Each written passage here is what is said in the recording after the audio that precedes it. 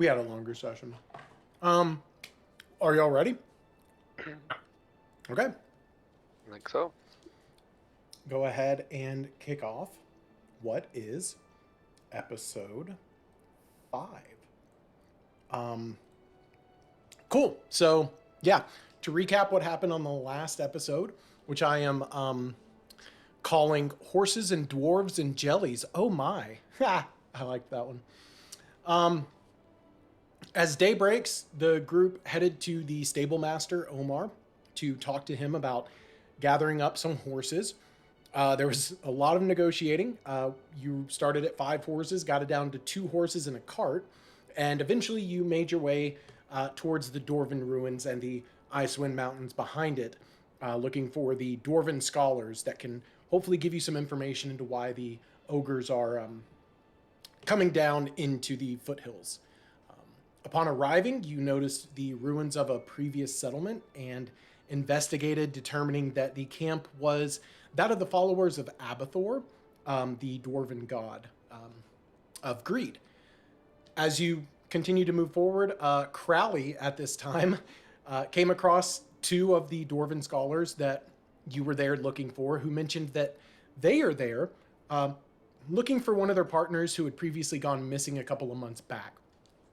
They since discovered the jellies in the temple of Abbathor, but they're not fighters. They tell you that if you were to take out the jellies, they'll gather the remains of their friends. They'll go back to their group and explain to them what happened, and then they'll meet you back at Phandalin to discuss the problem further.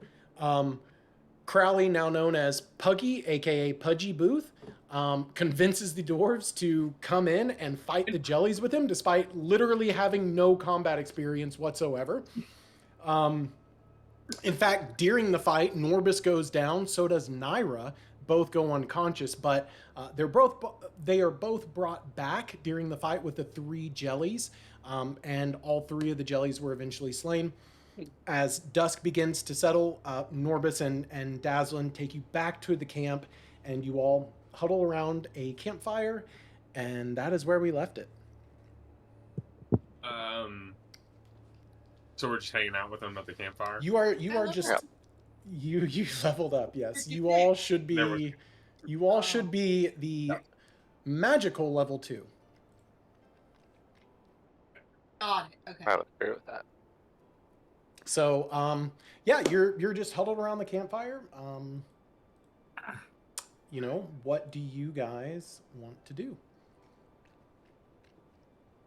What are those guys' names again? Dazzlin and Norbus. Norbus and Dazzlin. Who's the more intellectual one of the 2? You don't know that. You've had one conversation with him. Okay, all right. So I walk up to, I go sit by them, and in Dwarvish. I will say, just really quickly, just because it has been a minute since we've played, Dazzlin is the one that Colby, I believe, you had essentially charmed into staying with you. Norbus actually goes down and starts to leave afterwards, but Dazzlin never leaves your side. So. Sweet. So I go up to them, and I first thing I tell them is, "Hey, you guys did a great job there. See, you can stand up for yourselves." I'm saying this in Dwarvish, just so I'm, kind of I'm proud of them in a way, because I have a special place in my heart for dwarves, so I just hey, you guys fought proud today. Your ancestors would be proud of you, it was a close call. Probably don't want to get any tougher scuffs than that, but I just want to let you know that overall, I'm glad you guys stayed with us and fought with us. We might not have made it without you. And you see both of their demeanor.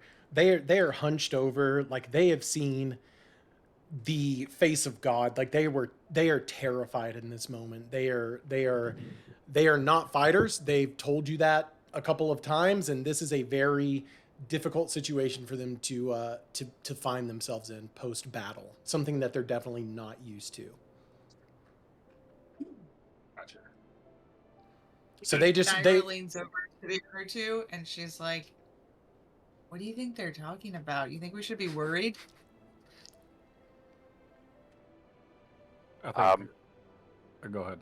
I was gonna say I'm a little worried. I still don't know that I fully trust this guy. Yeah. I was about to say I think that Morro, right? Yeah. Okay. I'm like getting everybody's names back together. Yeah. I'm like Morro might be the one that's a little more invested in what he has to say. Okay. Oh, can I we'll go finish what you guys are saying. I was gonna say. So I mean, for me, I'm definitely watching this conversation, and like, I'm wondering, I can't speak Dwarvish. Can I pick up on anything of like, mood of the conversation? I can hear him insight. pretty clearly, right? Yeah. Insight. Yeah, you're around a campfire. Roll an insight. A 10. From what you can tell, it's just casual conversation. You can't really pick up on anything too particular. Again, you see his demeanor kind of very like bro huggy and engaging with them, but their demeanor, they're just sunken and kind of slumped over. Like they are pretty defeated at this point. Like they're very much just processing the events that just happened. And then I want to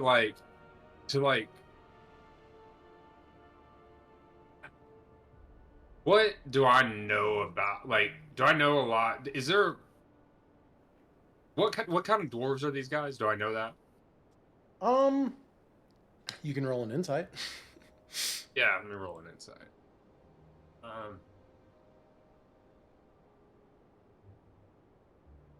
And I got a 4. You have 7. Got a 7. They're dwarves. They're not Duragar because you know that Duragar don't really come up. But from what you can tell, they're dwarves. Okay. They definitely give off dwarf vibes, is what I would say. Okay, I think and again, I'm speaking out of character right now, but like I never really specified what Freddy was. Should I? Is there a difference? Really, does it matter that much between one or the different races of dwarves? Not. That seems kind of dwarven racist over there. It does seem kind of I'm just saying, I mean, if really, were there's to like bring up. Not. If I'm going to be honest, not in the sense that like is going to matter in this game. Like really, you have the Duragar, the Hill Dwarves, and the Mountain Dwarves, and there are differences, but it's not going to matter much based off of this. Like knowing what kind of dwarf they are would help you connect to them, but it's not really going to make a much of a difference in terms of like to you with that. Dwarves look like dwarves. You know what Freddy looked like, and these look like very similar to him. And if you want to choose for Freddy and say he was a hill or a mountain dwarf, that's fine. Like you can tell me what kind of dwarf he was. But yeah, as far as these guys go, there's nothing. Which one's the more like combat one, mountain dwarf? I mean, yeah, they're both like mountain dwarves. I feel like, Jesse, correct me if I'm wrong, they seem more common. They're the ones that you typically would come across. I think that I don't think that you're incorrect. I think that hill dwarves are more of the like. I mean, they're all like miners. I think hill dwarves are more your like. More like these guys. Naturey, I guess. It depends. If these guys are like heavy forge, like heavy mine dwarves, I would say they're probably mountain dwarves. Yeah, kind of exactly what I was thinking. Like hill dwarves are the ones that are more used to being outside. Mountain dwarves definitely are not. They're like more of the mountain dwarves would be more of the common like Lord of the Rings type dwarves, if you will. Gotcha. Very, okay. That is very accurate.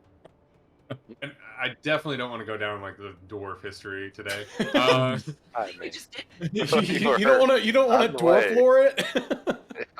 No, I just wanted to like give them some other like maybe some sort of like, some sort of dwarven prayer or something. Sure. Like, I mean, roll to a ease their spirits. absolutely. Roll a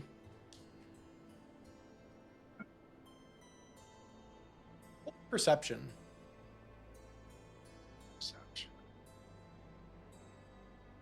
Not really sure what Got to a have you 10. roll in this. Here's what I would say. Or actually, what's your perception, insight? Your perception and insight are the same, so I'm going to say that was an insight roll again. I would say this, like, you know that Freddy was a dwarf and that he gave you a very powerful, or I should say, special to him amulet of his family's crest. It wasn't just his family's crest; it was also their god. So you.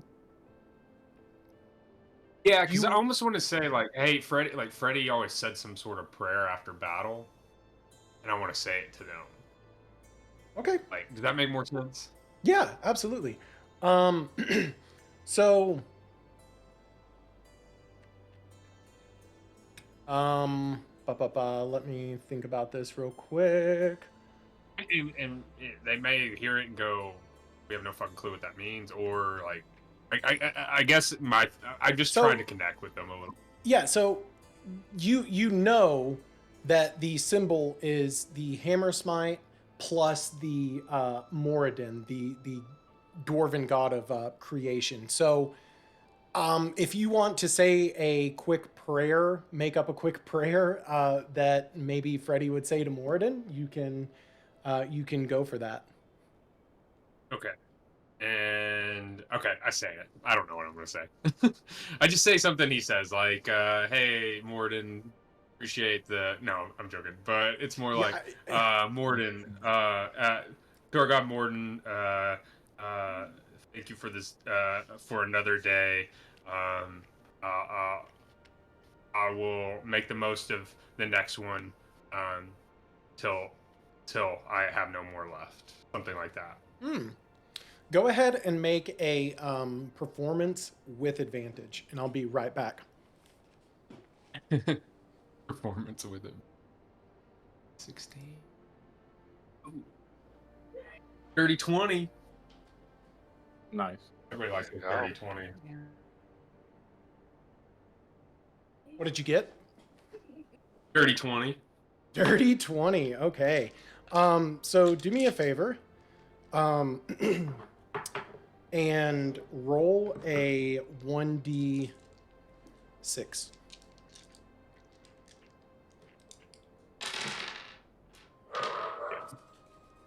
I struggle. Fucking one. One. Okay, so as you say this prayer to them, you can see that they are they are conflicted because they feel very inspired and very appreciative of what you're trying to do for them and in connecting with them and the dwarven god of Morden, who you see immediately they are familiar with. You reach out to them, you say this prayer, and they acknowledge it. They're still shaken, but they have gained 1 temporary hit point. So, yeah. Inspiration, folks. Inspiration. How you doing? Awesome. Cool. So he's having this conversation. Nira, Morro, and Boomer are just kind of off, like kind of eyeing them from the side. Yeah. What's the plan now? Probably sleep. We didn't get a chance to look around that temple. It's getting dark for sure. I would say by this point the sun is almost fully set.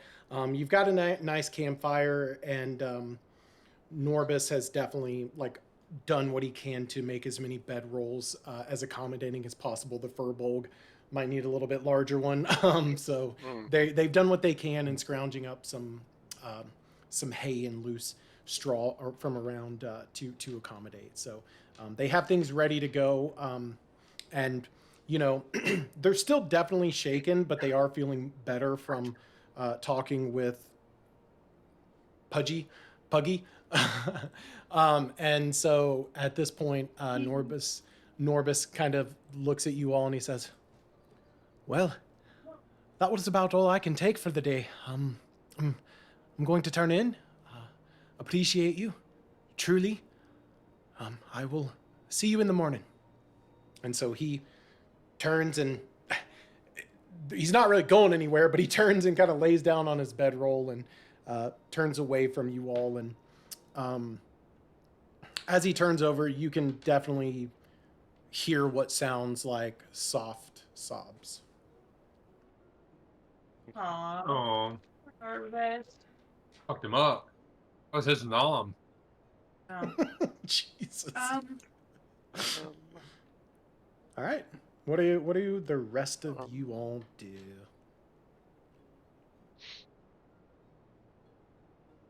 Well, I'm gonna find a spot that no one can sneak up on me and slit my throat at night. Sleep Okay. around as close to the campfire as I can. Okay. I need to look and see if I'm trying to do anything.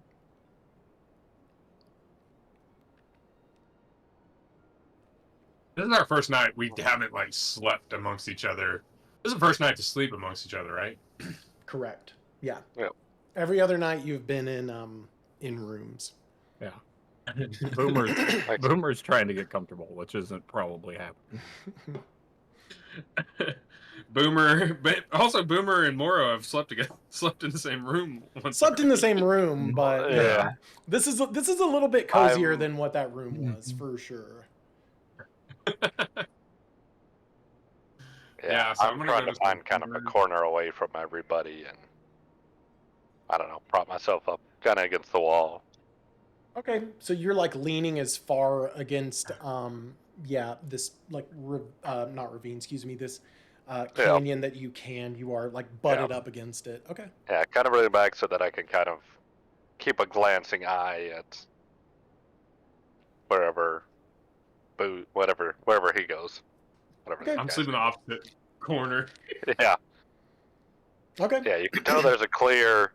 We do not want to be anywhere near each other. Gotcha. So Dazzle and Norbus are just right up next to the campfire. Boomer, Nira, y'all are good there. Yeah, it works. Okay. Yeah. I'm just. Yeah. Sorry. I'm trying to read what happened. I think Boomer's just gonna be like, once he gets into a situation that he's like kind of semi-comfortable, he's just gonna be picking at his cane, Okay. just like tinkering with it. Okay. Is he going to be tinkering or is he Not just... like he's just fiddling with like Got it. Okay. like a latch that he'll like pop open, like shift Yeah. things around and click it back together. Okay. But nothing like official. Is anybody keeping watch, or are you all just going to sleep? I'm going to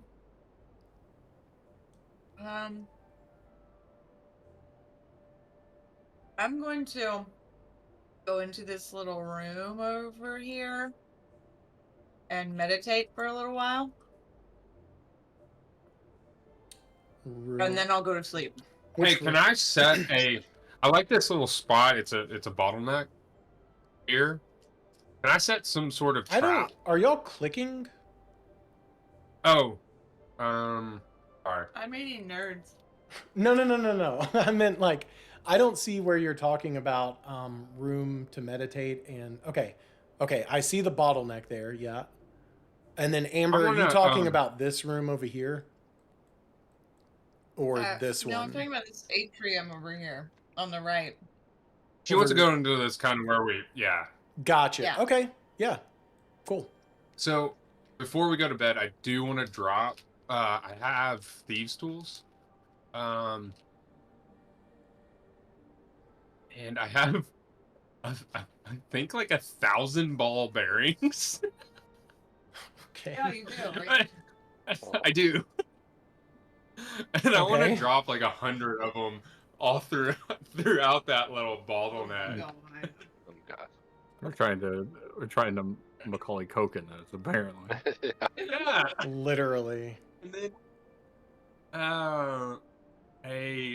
I'm gonna take a string because I have that, Okay. and I'm gonna and I've got a flask of oil, and I have a candle, and I'm gonna take those things as well, and on I'm gonna pour some oil down on the ground as well, just like a line of it, and I'm gonna have a candle lit there, tied to a string that runs across, and if somebody trips it, the candle will fall in the oil, and as well as the ball bearing Is it? And this is in that bottleneck.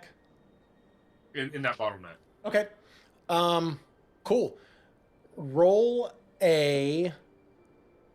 I'm a paranoid person. No, that's totally no.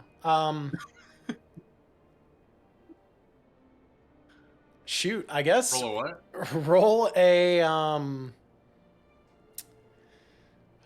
Roll a roll a performance. Shit. Crit. What did you get? A 4? I got a 1. With a 3. Okay. So yeah, you set your ball bearings up.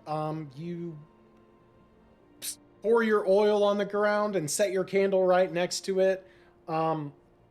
With a 4, go ahead and make a dexterity saving throw.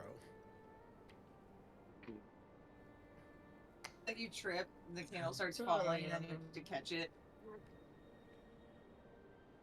Are you kidding? I got a 7 with a +5.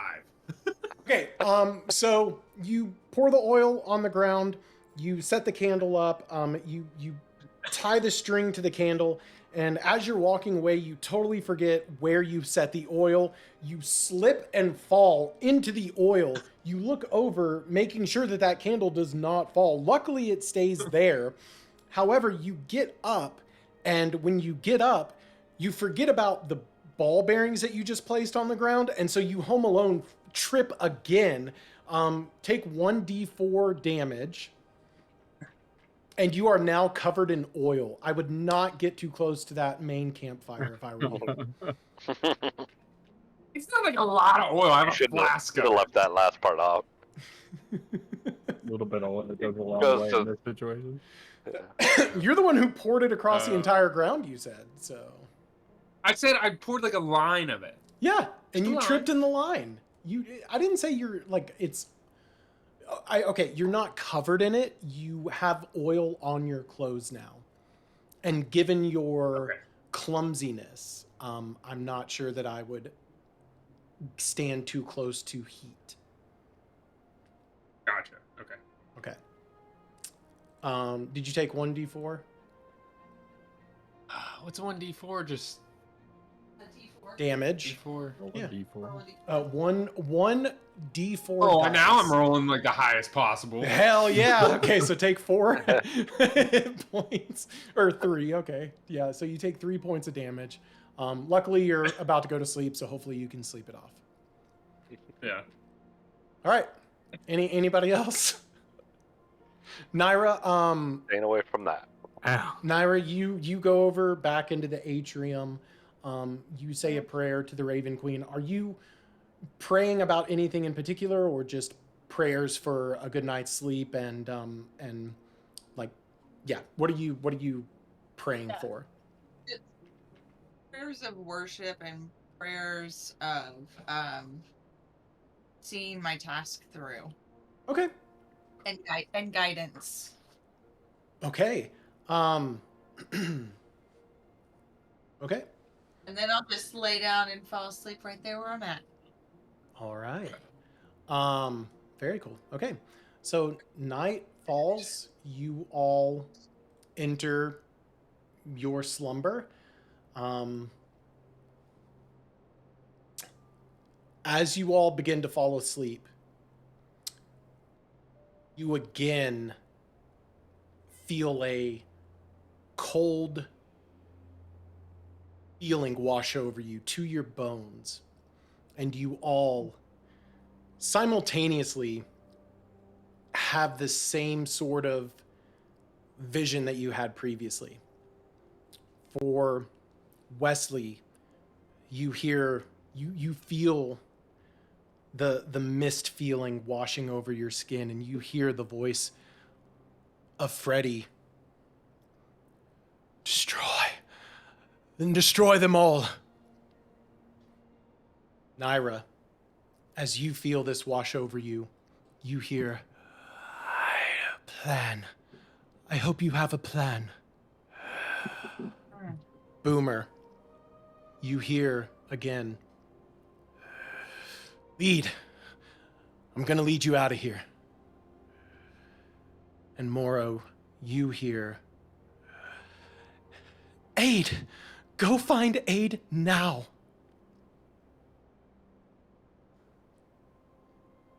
And this feeling washes over you all.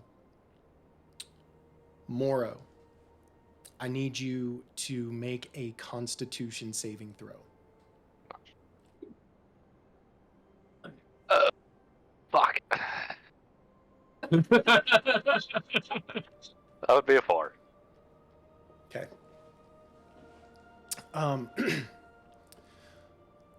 Morro, the first thing that hits you is the smell. You've smelled it before, but it never gets easier. The second thing is you see your eyes open and an ominous orange glow fills your view. Third, you begin to hear again. The typical soothing nocturnal sounds of your ox snoring and your crickets chirping has been replaced by a terrifying symphony of screams, along with the irregular cadence of snapping and bending of wood. As you begin to regain your senses, your hands feel as if they're on fire. Your senses all gather into one, and you realize you are back in a hut you remember all too well, on a night you remember all too well. What do you do? Anymore.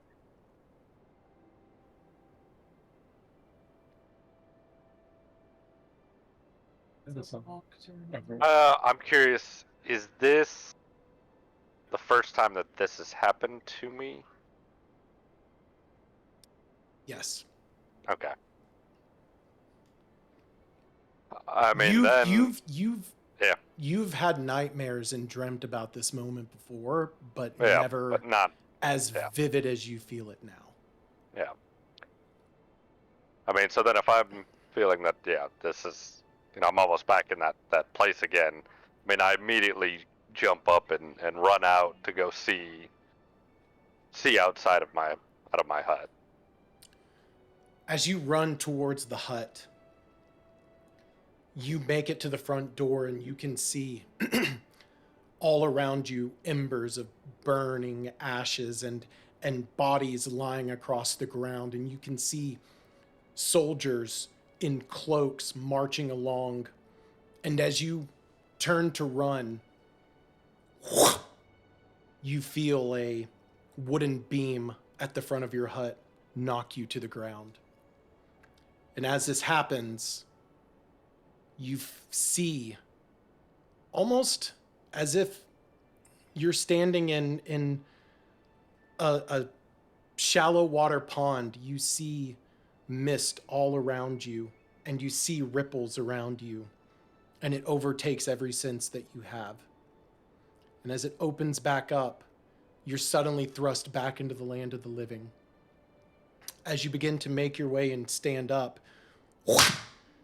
you feel another strong, blunt object smack you across the back. Roll a 1d4.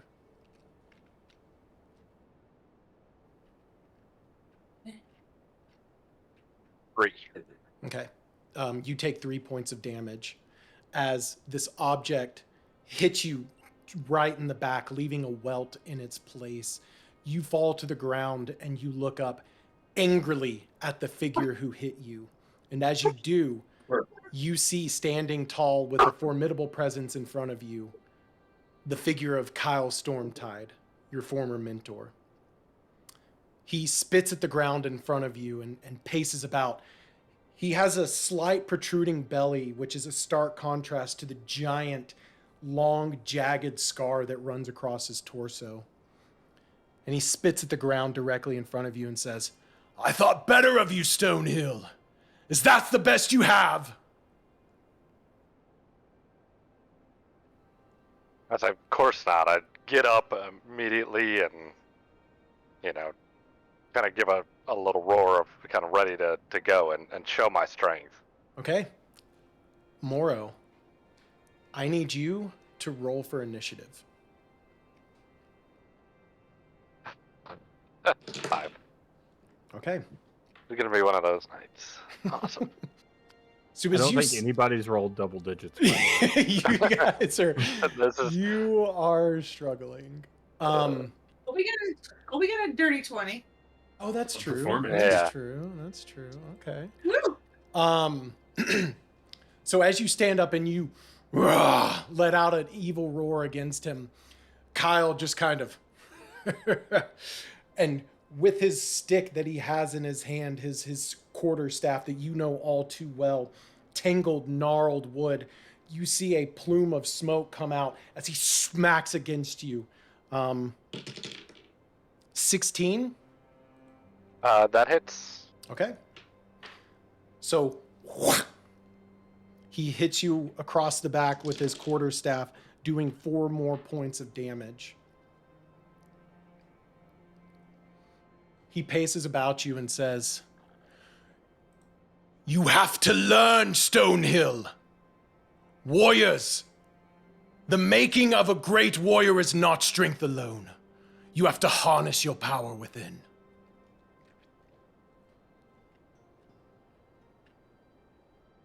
Yeah, so with that, I've recently learned a few new things and pull one of those out and go to cast Thunderwave at him. Okay. That is a Oh, anyway. Yeah, he's got to make a Constitution saving throw. Constitution, thank you. Yep. Okay, so he does make dang. He does make the Constitution saving throw, but he'll still take half damage. So Yeah. And isn't out. Yep. Nope. Gotta make that go away. So half damage. So 9 divided by 5. So what? He takes 4 or 5. 5. Yeah, he'll take 5, 5 points okay. of damage. So you cast Thunder Wave and emit a shock from the earth, and he kind of stumbles a bit, but holds his ground and looks at you and says, "Well fought." And with that, he looks at you and tosses his quarterstaff aside and instead shoots his hands out, and he casts poison spray at you. I need you to make a Constitution saving throw. 9. Okay, so that fails. Yep. So you're going to take 5 points of damage as the poison spray hits you all throughout this gust that you are now very familiar with, but you get a sense that at this time that you're in, you're not sure what just hit you and how. "Regardless of how everyone sees me, I know the truth and I can unlock it within you, Stonehill. The 5th elemental exists, and with its power, you can have this as well." And that is his turn.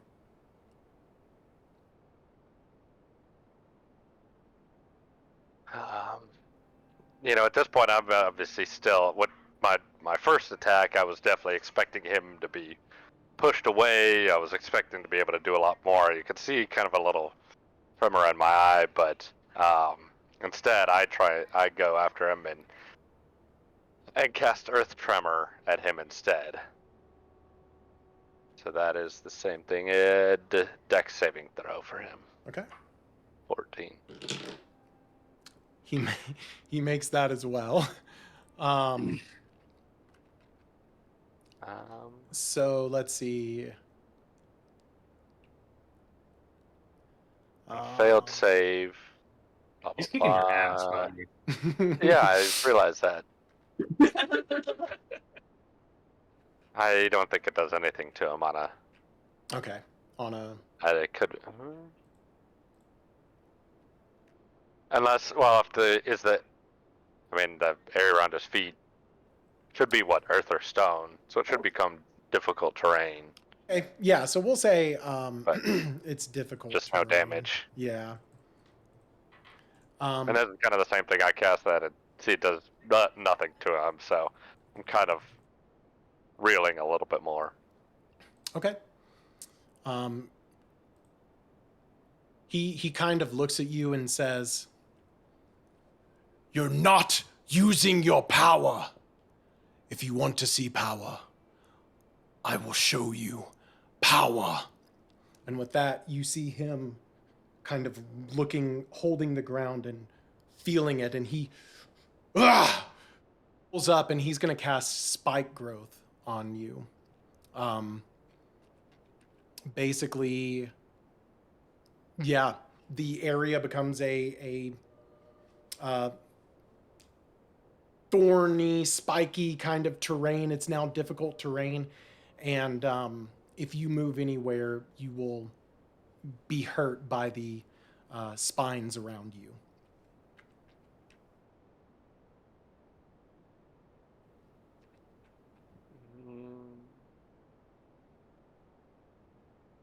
He looks at you and says, "Your manipulation is weak. I can help you unlock it. You must join me." With that, I cast my symbolic my symbolic entity, and all of a sudden there's just kind of you almost see it kind of rise up through the growths of the spikes of just kind of a haziness and a green, of just kind of little round, they're really spores just kind of hovering around me. Okay. That is an action, so. But you can tell I kind of feel a little bit better. I get 8 temporary hit points though, so okay. Okay. So as you do this, he looks at you and he says, "Finally, you're learning." And with that, he goes and casts Stinking Cloud. You must make a Constitution saving throw. Oh, wait, no, I apologize. You would only do that at your turn. So, he casts Stinking Cloud around you. You now have plant growth beneath you and a cloud hanging over you of poison. And he says, he looks at you and says, "Hard fought and hard won or lost does not matter. What matters is the effort you gave. Stonehill, I can help you, but you must learn to control your strength. And I do not mean your might."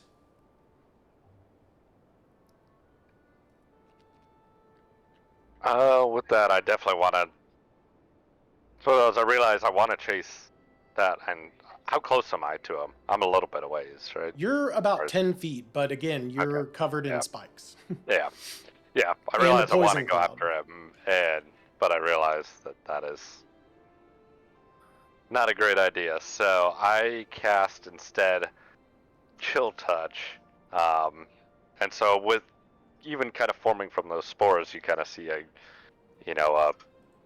kind of a green fluorescent hand kind of come out of me, and go after him. Okay. As you do so this, yeah. 2 things happen. 1, you see the hand come out and reach out to touch him, and you see him go. You see him go. "Always trying to punch and fight, and not realizing your strength. You will learn, Stonehill. and I will teach you. And he casts Counterspell, and you can see him almost smack the Chill Touch hand to the ground. And as he does this, that same mist, as the hand falls to the ground, that mist kind of covers you again, leaving you a bit annoyed and a bit upset because this is a fight you wanted to win. The mist encases everything. You see the cloud dissipate and the spikes beneath you dissipate. And then a few seconds go by. And this time you hear a voice, light and airy, but strong and full of confidence. It's a young female voice, one that you haven't forgotten, but refuse to let yourself think about. I need you to make another Constitution saving throw. Oh, 6. You feel incredibly emotional, more emotion than you have felt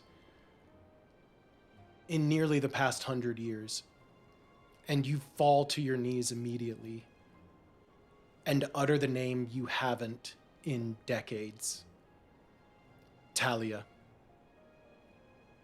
As you do, as you say her name, the mist dissipates and you find yourself standing in a meadow of yellow and white flowers, sporadic trees throughout, large, tall trees. And you see standing by one of these trees, just as tall and proud as the tree she lays against. You see with an innate, gentle grace about her your former love, just as you remembered her. You see her look to you and say, "Come, love. You know we can't keep the elders waiting. They've an announcement to make." She tries to grab your hand. I was gonna say, I almost kind of retract, but not in a bad way, just like in almost a little bit of a shock of, I'm not in belief that this is real, and still kind of caught off guard. As you sort of recoil from her, she looks at you with a bit of confusion, and she touches your shoulder, and in that moment you feel her hand on your shoulder. It is very real. And she says, "Don't you remember? We're meeting the church. They wish to understand more about us. Father's concerned, but hopeful. Now come on." She shakes you a bit. "We're going to be late." And she begins to pull you forward and past the tree that you two were near. Make a perception check. All right. 24. As you get pulled past the tree, you look towards it and notice the carvings of T. Whisperwind and M. Stonehill in the tree, perfectly preserved, as if it's a part of the tree itself. It looks as if the bark has just shaped its way into these words. You make your way towards the center of the village, and you get there just in time to hear Garnak Whisperwind, the leader of your village, having words with another gentleman. You overhear this as she pulls you through the crowd. "Barely a mutual agreement and more of an enslavement. We will not stand for it." "Make no mistake. The Church of Bane wishes to partnership and succeed for all accounts. But should you choose not to move forward with this arrangement,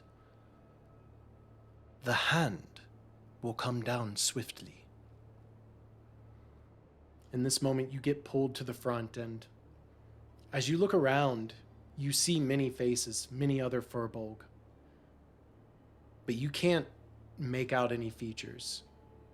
As you look towards the man talking, you can see that he's wearing a robe, but you can't make out the face.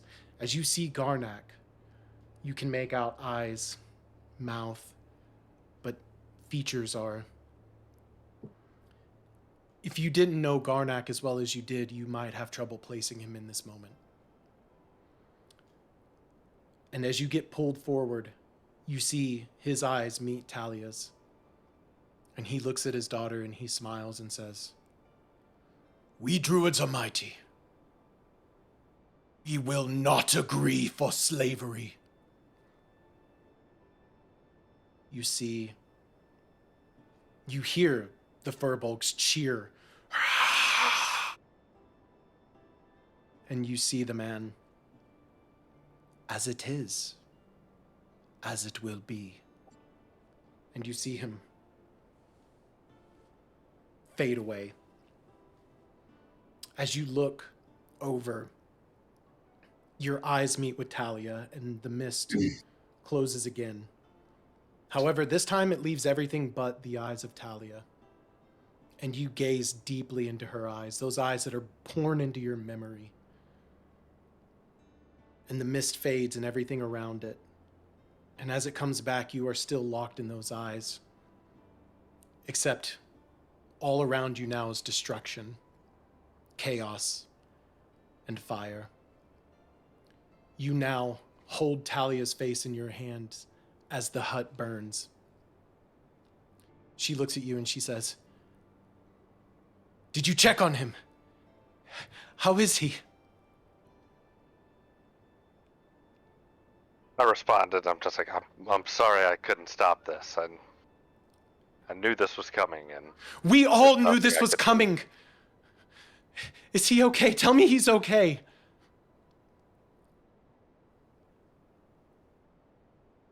Who is who okay? She gives you a look as almost disgust. She goes,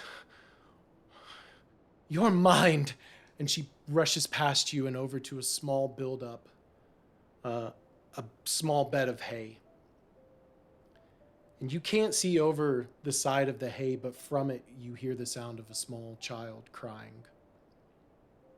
And she looks at you and she says, "He's hurt.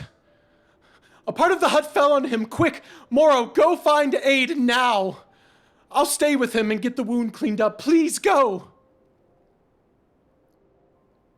Of course, with that, I immediately sprint to go find anyone that I think might be able to help.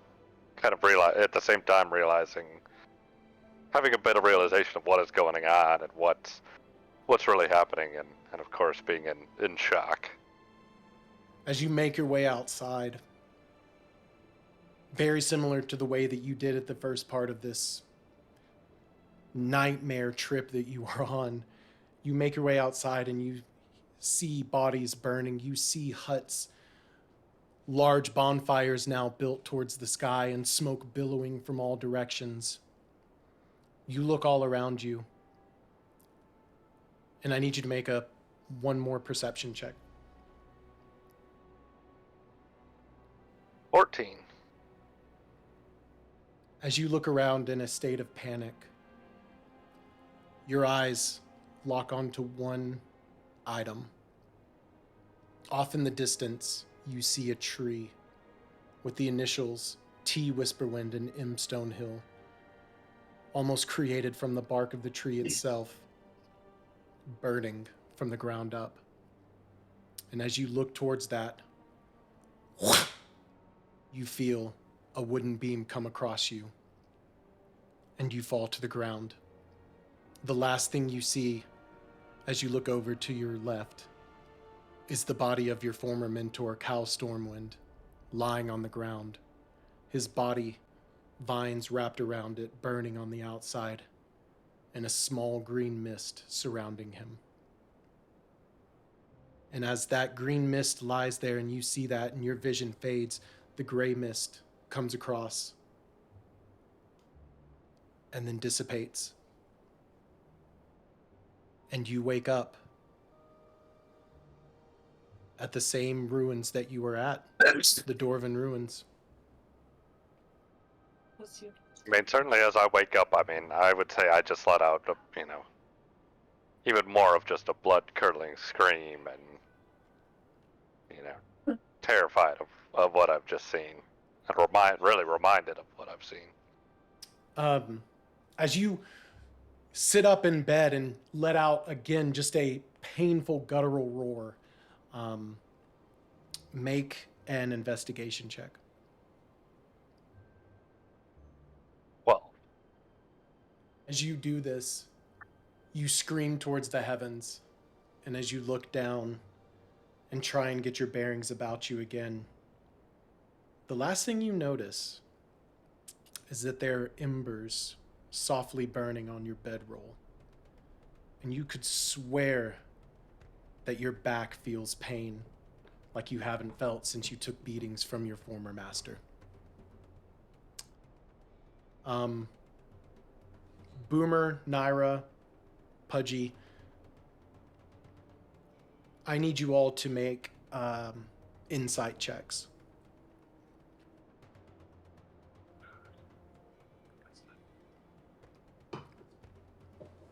Rolled a 19.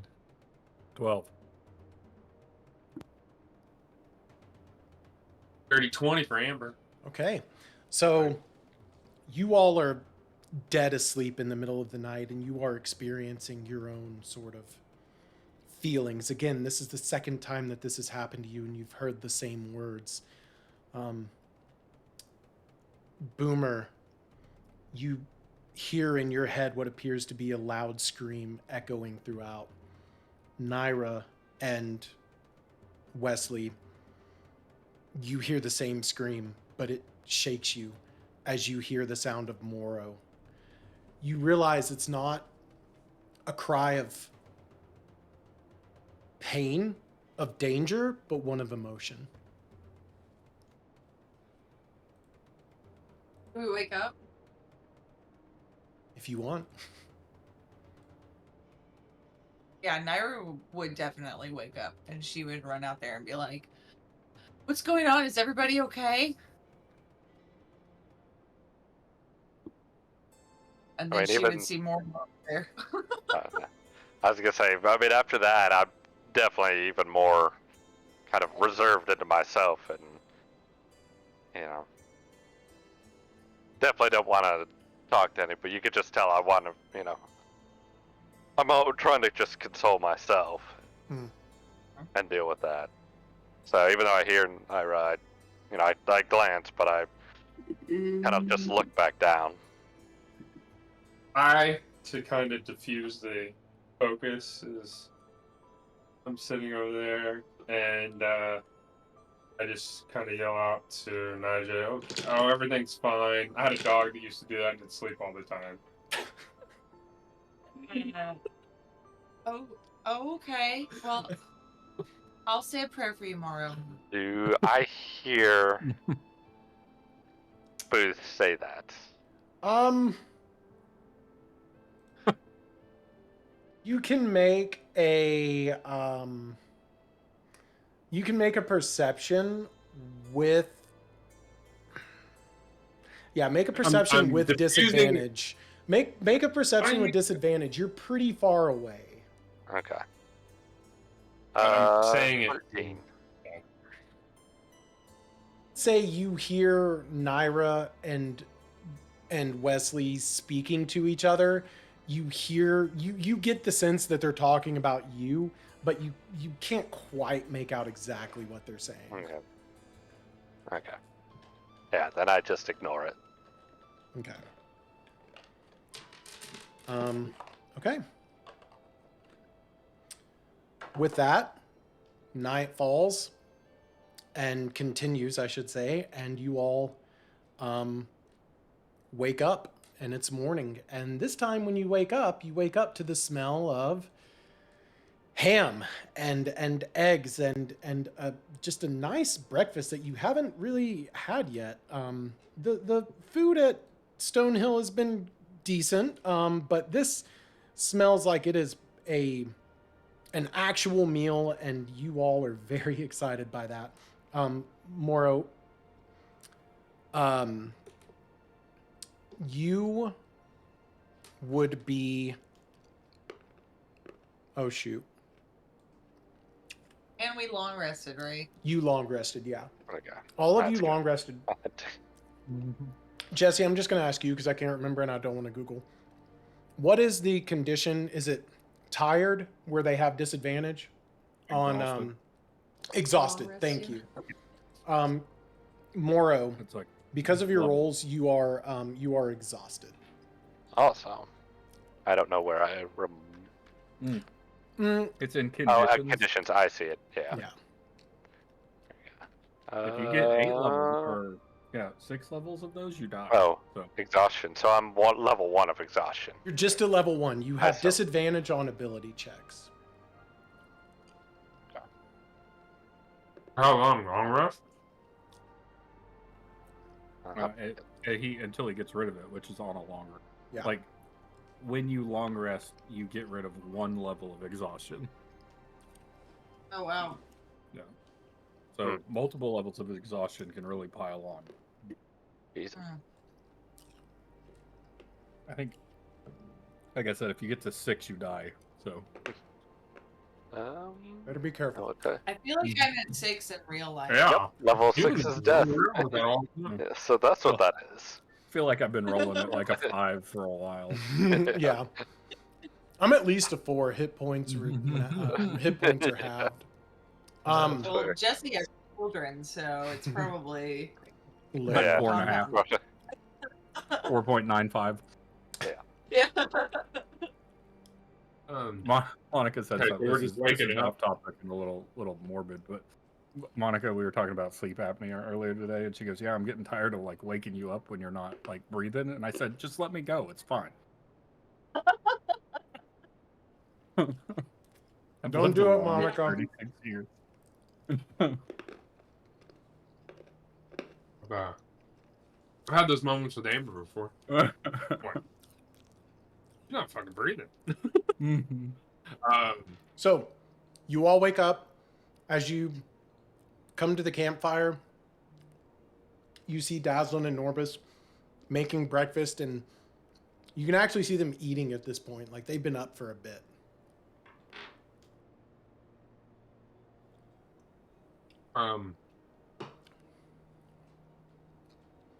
I walk over to them.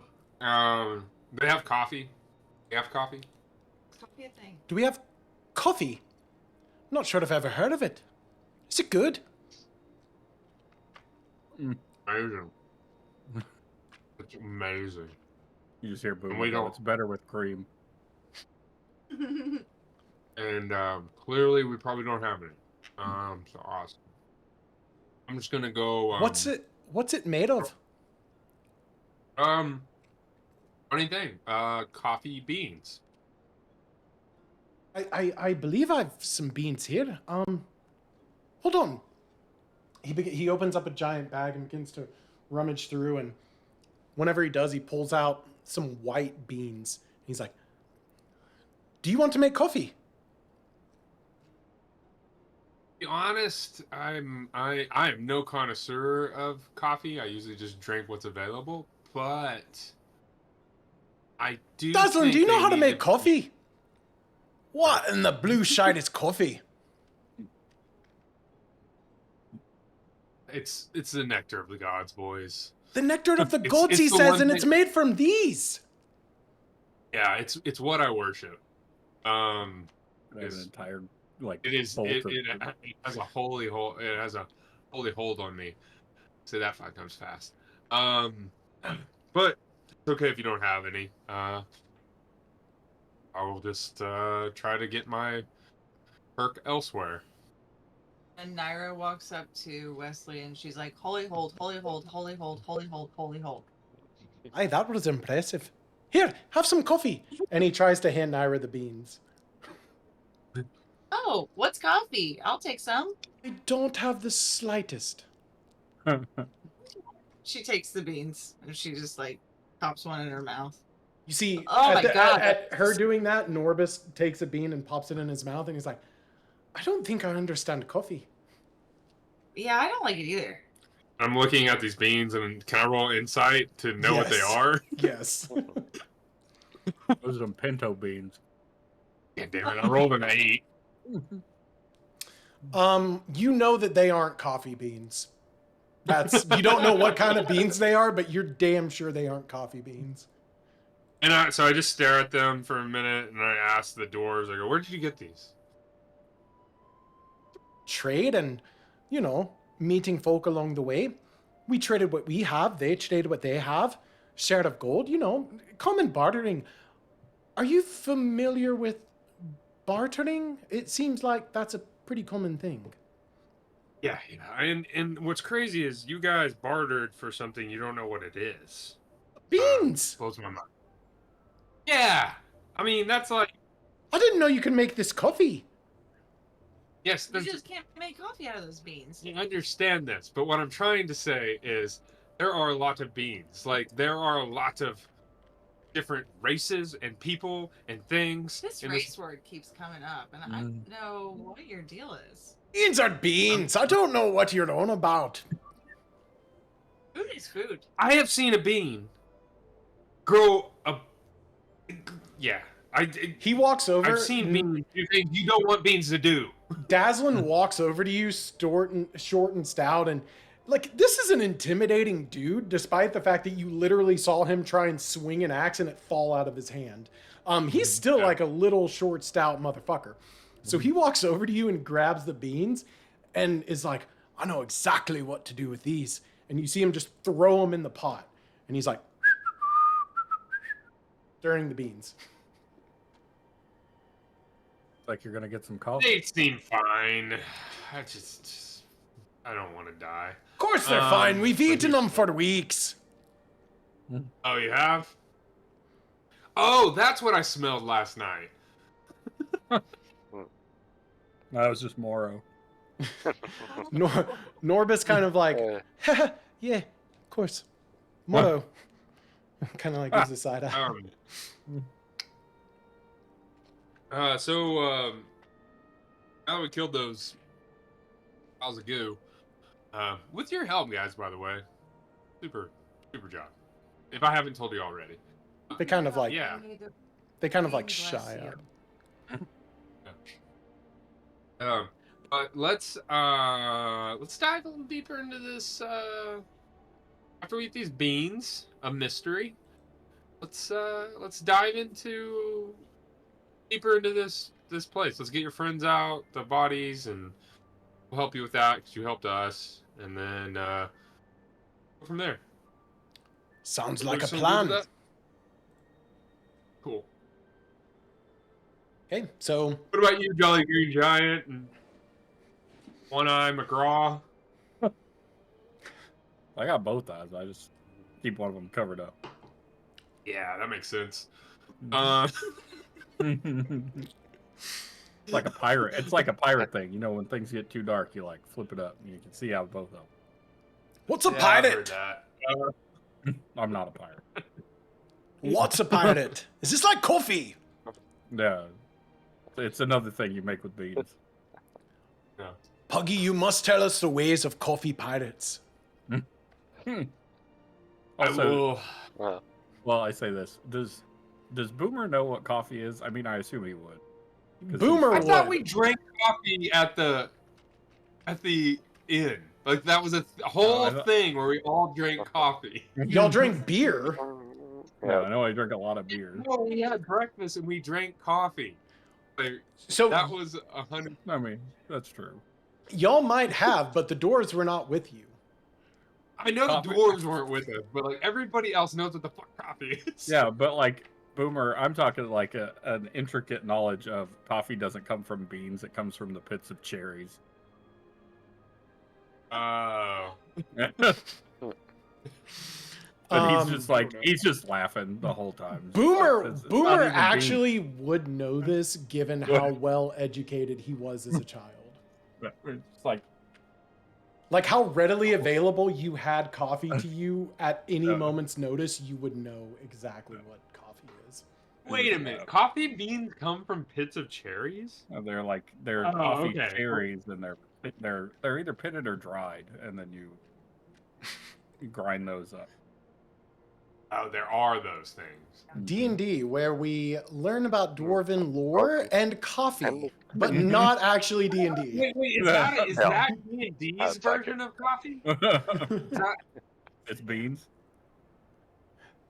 D&D, does D&D have coffee? Do you guys want to Yes. make an insight to if these dwarves are fucking with you or if they have any idea what the fuck coffee is? Because, like, Why is everything so complicated? It's kind of funny. Kind of I entertaining. kind of want to. Yeah, I'll make an insight to see if they're fucking with I me. just assume, Okay. I would assume dwarves just drink mead, even 16. for breakfast. yeah, these dwarves have no fucking idea what coffee is. You from beans, they pulled out beans and were like, "Is this coffee?" And you were like, what the fuck is that?" And they're like, "It's beans. Is it coffee?" So, He's like, "And what kind of beans are these specifically?" and they're like, "It's the bean kinds of beans. I don't know what you want from me, man." Where does coffee come from? What are dwarves? I'm gonna Brian get is back now when we get back to experiencing what it's like to be a No, I think that's hilarious. Okay. Is everybody at the campfire, you guys like deciding to go into the temple? Yeah, Nira's eating because she's hungry, she's starving, she's famished, she's ready to eat something, so she's got a bowl of whatever they made, she's eating it. And you see in And- front of you some like ham slices, some eggs, and then now some freshly made beans. Yeah, so she's eating all of that, and really her goal is to just kind of follow Boomer around because she thinks that he's the one, the Raven Queen, called her to help. So she's just kind of like, whatever you guys are doing, Okay. that's what I'm doing. All right.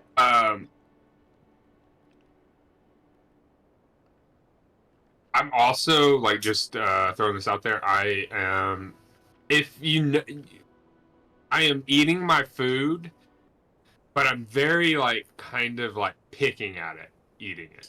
Okay. I'm not someone that's like devouring food. Gotcha. You're very strategic with your food. You're like Yeah. putting the beans in a nice line, and you're kind of like taking one at a time, testing it, making sure that it's the bean kind of bean before you eat it. Let's So. get into the nitty gritty. Does your food touch? Ooh. It doesn't like I'm assuming this is kind of like a stewy bean, and along with the eggs. Like I don't care that they touch. Just I'm not like at breakfast I didn't eat anything. I'm just very hesitant to cook anything. I'd eat anything I didn't cook. Gotcha. Gotcha. He's waiting to see if we all pass out from poison. Yes. That's what that is. So I'm literally like I mean, I can very appreciate it. slowly. I know. Boomer eats what he thinks won't hurt his stomach, and then Okay. starts just kind of fiddling with stuff, waiting for everybody to get ready. As you're eating, everything is delicious, by the way. Like, these dwarves can fucking cook. It's becoming more and more clear that they are good at just about everything but fighting. Does Boomer have IPS? Does Boomer what? Have IPS. I mean, maybe. He's a little older, so like He's a little older, for sure. he just like Right. walks into the temple and like This is outside passes of character, gas, but and he's just like, you hear that? Something sneaking up on him. I'm one of those guys. I'm careful what I eat too, because pooping is the most vulnerable position you can be in. And Okay, so, All right. Morro, everybody else is gathered around eating. What are you doing? I am still just completely beside myself in the corner. Not Okay. hungry, don't want anything, so want no part of anything, to be honest. I actually grab a, after I notice like everyone's kind of Not dead. not dead from eating. I grab a bowl of what's left, and I walk up to Morro and I just hand it to him and walk away. I was gonna say I'd kind of grab him and just give him a nod, and I don't say anything, but it's a nod of thank you. Okay. I lean over to Nira and go, Look. I think they're going to be friends now. Look at that relationship blossoming. It's beautiful. Okay, so you guys have breakfast. You get your fill as much as you want, and Norbus and Dazzling kind of give each other a look, and then they're like, you see it's a little bit somber at this point, but they kind of nod to each other and say, all right, let's get this over with. And they kind of get up and grab their torches and begin to make their way into the temple.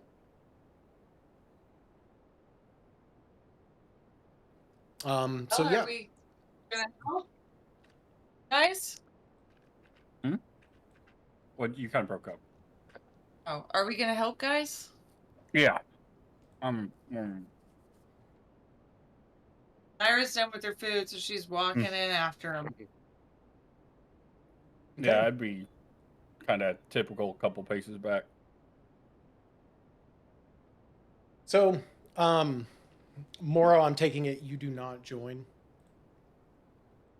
I'd join, but way lagging behind. Okay. So I'm going to say something like that right there, maybe. Okay, even further. Okay. Yeah. Perfect. Yeah. So you guys make your way into the temple, and again, this is where you fought the jellies, and you can see their bodies kind of spread out into just globs of ooze. And you now can get a better look at the room. It's an older room for sure. It's definitely a ruin at this point. But you see 4 stone pillars and a very high ceiling. You see bits of gold flecked along the border of the ceiling, kind of giving it a regal appearance. At the far end is a limestone altar that has blood stained upon it, and down below you can see the body of a dwarf. What is odd to you is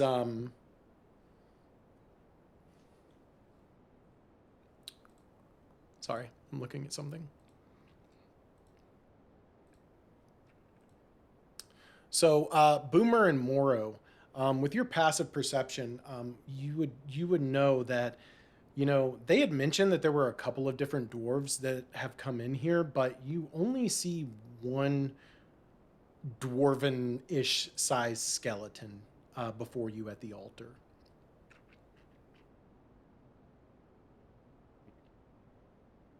Morro's the only one that has this knowledge. Morro and We all- Boomer. I asked the dwarves just kind of in a general, like, do you know where your other buddy disappeared to? I don't. They came. There were at least 5 that came, but I only see one body. I'm not quite sure. That's a lot of people missing. That's a lot. We And I see make this it- like hallway behind us, right? That we have not gone down. Correct.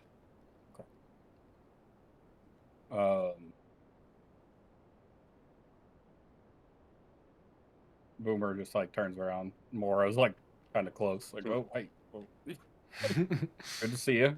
Glad to see you're moving a little slow today. And then just kind of peeks in there. Yeah. So, as Morro peeks in, he very quickly sees that it's just a large room of rubble. There's nothing in particular there that he can make out. Make an investigation. Smile.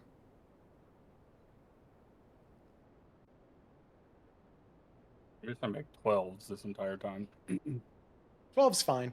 You get the sense that you can't make your way through this. There's too much rubble, but you do get the sense that this is a hallway. Hmm. Like turn around, and look at Morro. Like, there's probably something this way, but it looks like it's collapsed. I'm not gonna be the one to be able to move it around, but maybe those dwarves know something that we don't. Can I roll a perception to just kind of like I heard this conversation, so now I'm kind of just investigating the ground, the area around me. Like, has something been moved, or something has moved itself? Can I make some sort of perception or Sure. investigation? Is there anything in particular you're looking at, or just the general area? Well, like they said, they thought that there were more bodies in there, right?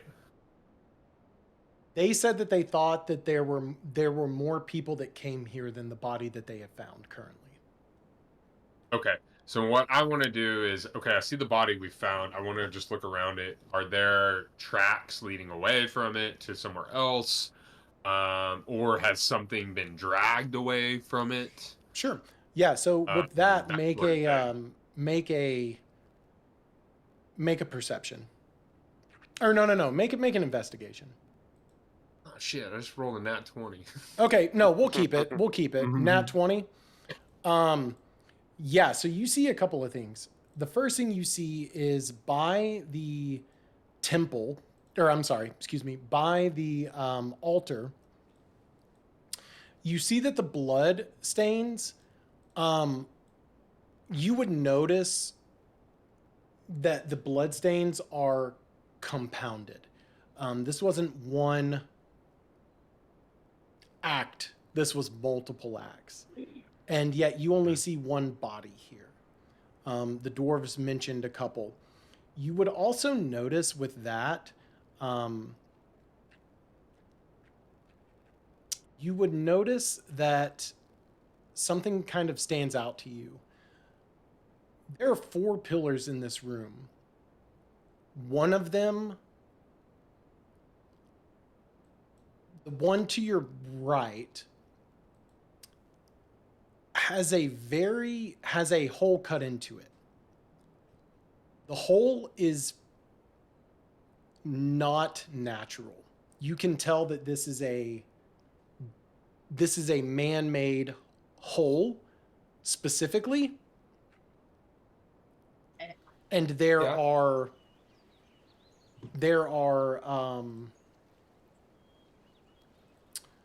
blah blah blah. There are tracks leading towards this hole.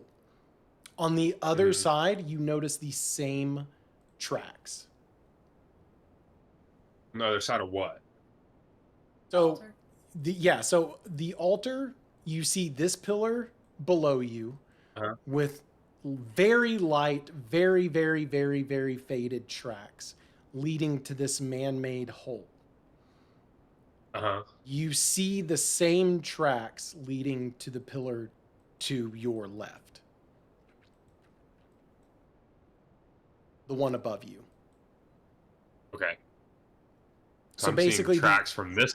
The opposite side has the exact same tracks, and you see where one has a man-made sort of carving into it.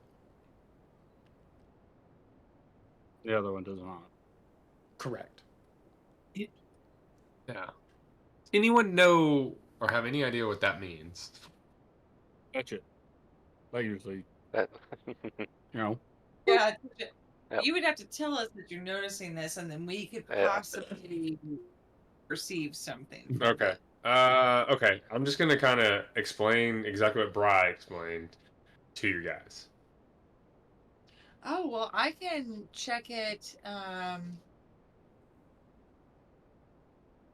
I can check it for.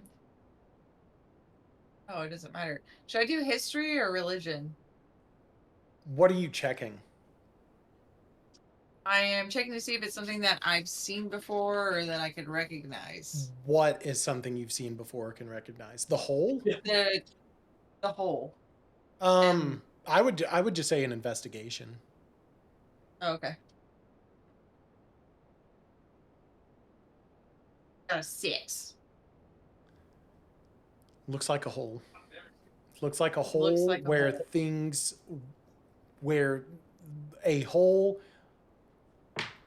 where things can go. You could put things in that hole. Is it a dune bucket? It is not a sandworm-ussy, no. Okay. Hey, guys, look at what Crowley pointed out. What do you guys think about this?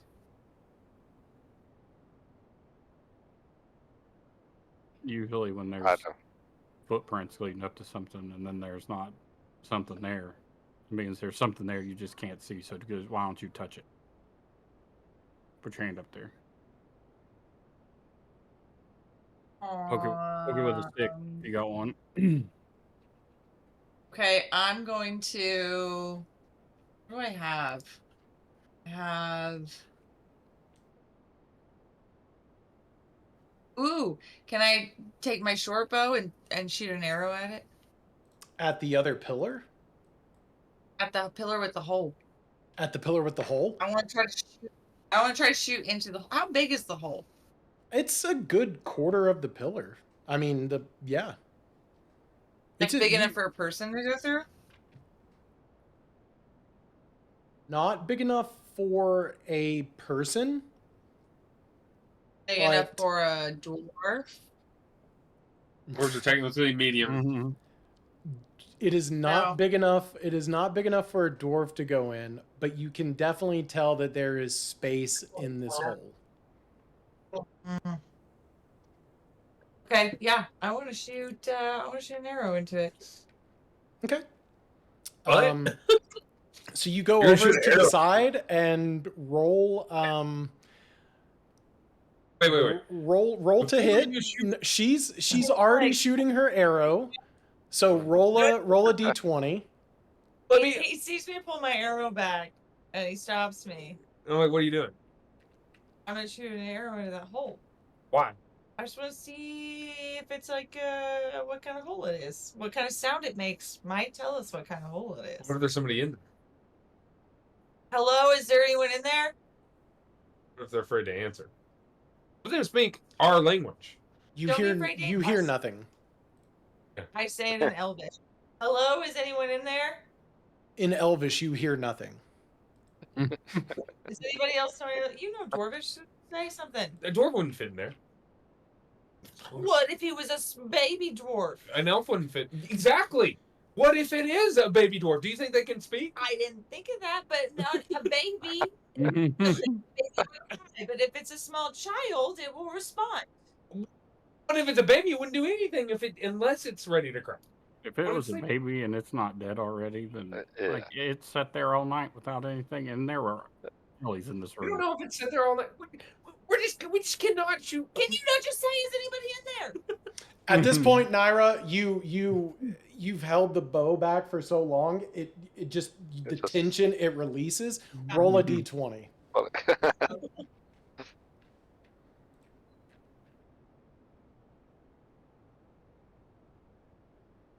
Well, 12. So you release it, and without even looking, like you're dead on with the hole. It goes straight into the hole, and you hear it sort of clink, clink, clink.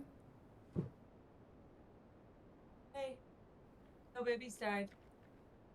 No babies died, but like I'm just saying, like Hey, think before you shoot. As you say this, roll for an. No, I'm joking. Out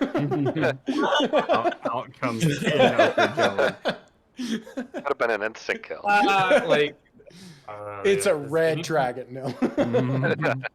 well, after that happens and it sounds kind of empty, Nira's gonna walk over there, and I have. I have dark vision. Okay. 300 feet of it. 300 feet of dark vision, so I'm gonna look in there and see if I can see anything. So you kinda look like- you look into this hole, and a couple of things that I should say. It's not like a squirrel hole, okay? This hole is like, you clearly see that there has been carved into this stone a space. And as you look into it, you can see that the floor is the floor that you're currently standing on. It doesn't go down at all. It is basically like from the floor to about 2 to 3 feet up is a man-made kind of carving cut out of it. So as you look into this hole and you look around you, you don't see anything particular of importance. You just see that this was a man-made hole that you are now sticking your head in. Okay, guys. So it's just a man-made hole. There's same floor at the bottom of this pillar. So either A, it doesn't matter. B, it's a trap. Or C, it's a magical teleportation device. Or 4, did someone come? Can I figure out if someone came out of that hole or someone went into that hole? Roll a perception. No, investigation. Sorry. All Okay, these are good. going to be investigation. I rolled terrible. 10. What it looks like to you. Actually, roll again. You're going to have advantage on this. Investigation again. Yeah. And I rolled the exact same thing. Sick. So you would know. You would know because you've lived in the shadows. You've lived in the in-between, if you will. Not quite on the up and up. This would be a pretty good spot to hide stuff in. And it looks like this is perfectly carved and it's perfectly moved out, that it looks like there was a door here and that door was removed. Gotcha. Someone hid something in there and then someone removed it. Correct. Okay, gotcha. I think, without shooting an arrow in there, I am almost positive someone hid something and took something out of here. Now, your guys, we're missing one body. We only have one body out of what? How many again? At least 5. At least 5.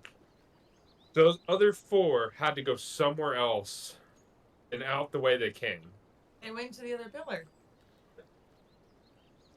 Can Boomer like pick up a rock and just chuck it at the other pillar?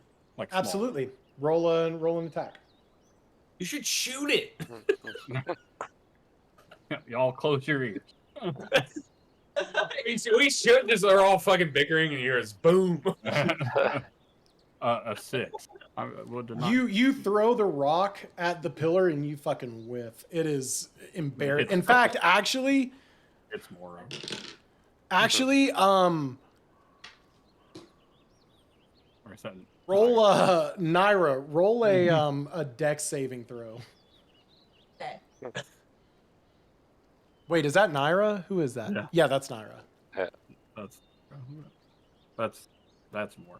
Right Yeah, there. I better not get hit. What'd you roll? 5. Okay, so Nira, you're going to take 2 points of damage as this rock comes and hits you in the face. Oh, fuck I- you, Boomer. Hey, oh, no. Before All that, I just see the rock hit her and go, the fuck? Yeah. Listen, I was aiming for the pillar. I'm a little tired. Oh, God, ain't better. Jesus, Like, I hope you're better than your pistol. Yeah. I'm glad you didn't shoot us. Pulls the pistol out. It's like, all right, this time. Now you're for rock. We'll walk into the room later with just blood splattered everywhere. Like fake throws it at Boomer and then she throws it at the pillar. We have a new rule. Don't just blindly throw or shoot things.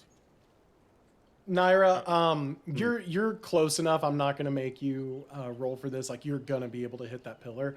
But I need Boomer, Naira, and Colby, Pudgy, to make a perception.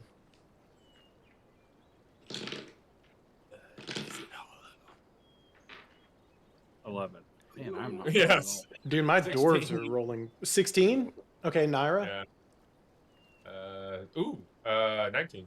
Perfect. So Nira and Pudgy, what you guys hear is something that kind of takes you aback for a second. You hear a sort of very hollow, like where this pillar is pure stone, you hear a hollow sort of gong as you throw the rock into the side. I knew it. Oh, what? I don't know, but there's something up with this pillar. I think it's hollow. Touch it. Well, the other pillar's hollow.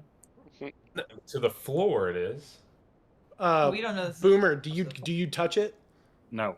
Okay. I'm telling other people to touch it. Boomer's gonna get somebody killed, but it's not gonna be him. They're not gonna die. Got it. Touch it. Okay. I'm going to touch it because I'm feeling lucky. Okay. Yeah. Roll an investigation.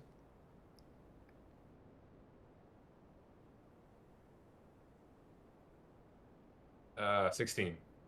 So it takes you a few minutes. You sort of feel all around the pillar, but eventually you feel something that feels out of place almost. Like you've ran your hands around this pillar a couple of times, and each time you come back to this one area. It's perfectly smooth all the way around except for this one area. There's a slight indentation in it. Hey, Boomer, can I borrow your finger? Nope. Nope. You can't. I'm sorry. What about borrow this rock? And he throws another rock. what about your what about your Roll a d20. Hey, rolling 23. Okay, you was that a nat 20? No, it was a 19. Okay. You throw and it hits the pillar, and you swear you see it move for a second. I know you said no throwing rocks, but I couldn't help but recover myself from that previous one. Or I'm still sorry about that. That's okay. The Raven Queen forgives you. God, I hope so. Does anybody here just throwing it out there, folks, anybody listening, does anyone have a powerful spell or anything like that that could move matter? Yeah, it's called hands. Grab it. Move it. I will just tell you guys this right now. I am not blessed with any magical skills. But I do believe there's been a quiet coyote. As you guys are saying this, Norbus walks over to you and looks at this pillar for a second and goes, "Oh." Sticks his finger out and hits a button. And out of it, you see 4 dwarven skulls tumble out. You see him visibly like, "Oh," and he kind of falls to his knees. Dazzlin, excuse me. Falls to his knees and sort of starts... He's very sad in this moment. I'm glad that happened because I was about to cast command on Wesley To do what? to go to the pillar. That'd have been a good one. I like that. You see... You can already grovel, halt, drop, approach. Just heads up. You see Norbus. You see, no, it was Norbus. You see Dazzling come over and place his arm on Norbus and say, "It's all right. We've got him now. Come on." And so you see them gather the skulls up and begin to walk out. They're what they came for. They've gotten. I'm not going to stop it. I don't got anything else to ask him. We got to go find orcs. That's all I'm here for. Poke around in here a little more if we need to. Is there any more of this place we can explore?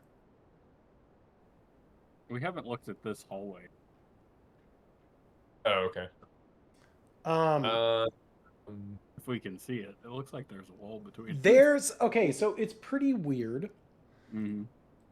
there are you can tell that there are cave-ins above you and to your right, Boomer, where you're at. Okay. Oh, okay, I get you. So there's like, you can walk through there. Well, and You would have to Boomer- move.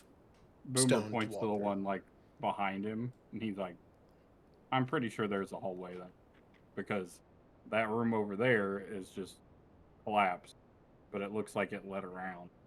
So he just kind of points behind him. I think this is something, and then it points over to the other one. I guess I think that's something too, but we might need to move some rocks. Nira walks over and just starts moving rocks. She's like, all right. To which one? The one to your right or the one to your north? The one to my north. Okay. So you're up here. You guys are removing those rocks. Crowley, Morro, what are y'all doing? Well, I am realizing that old Morro has not really joined us, and also he'd be Yep. really handy in like moving things.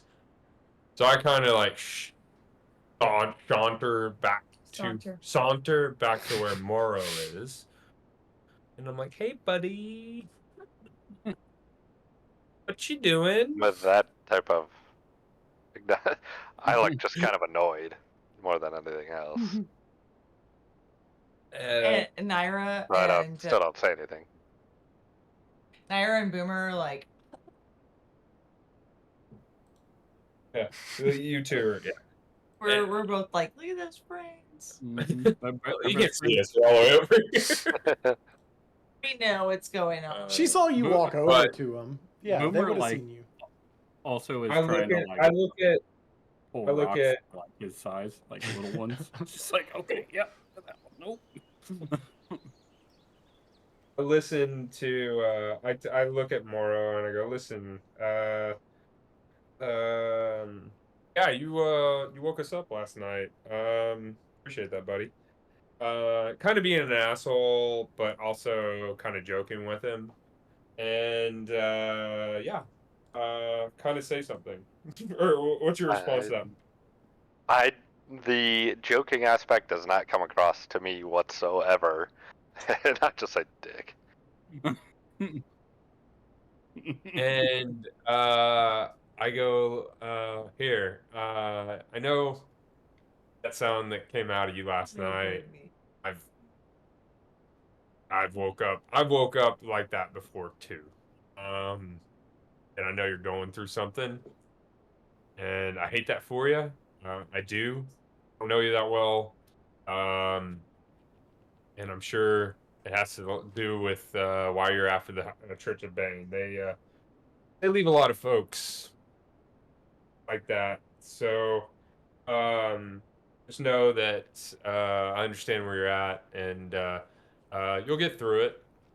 And you know, you don't have to say anything more, but we could really use your help right now.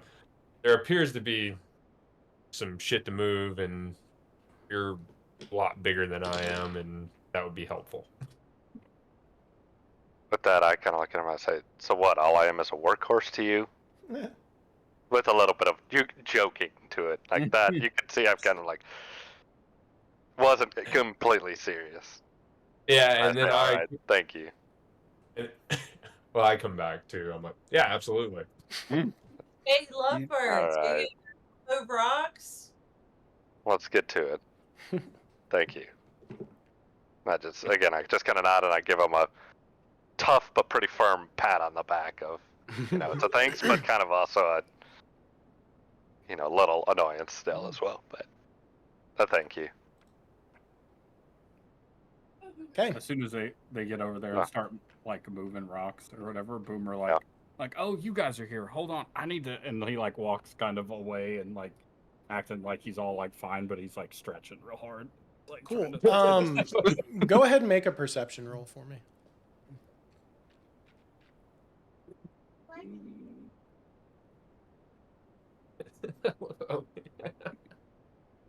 14.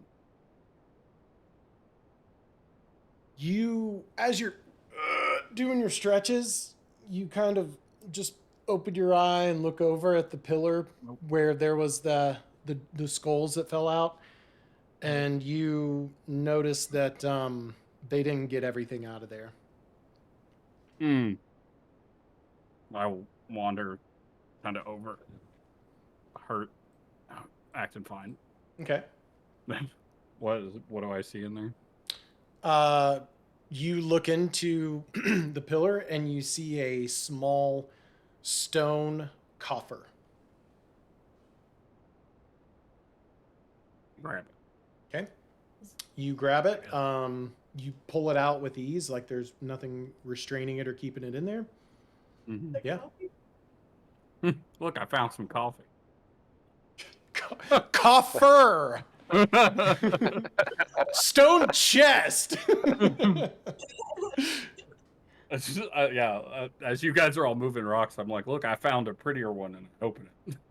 As you open it, you see 15 large gems inside of it.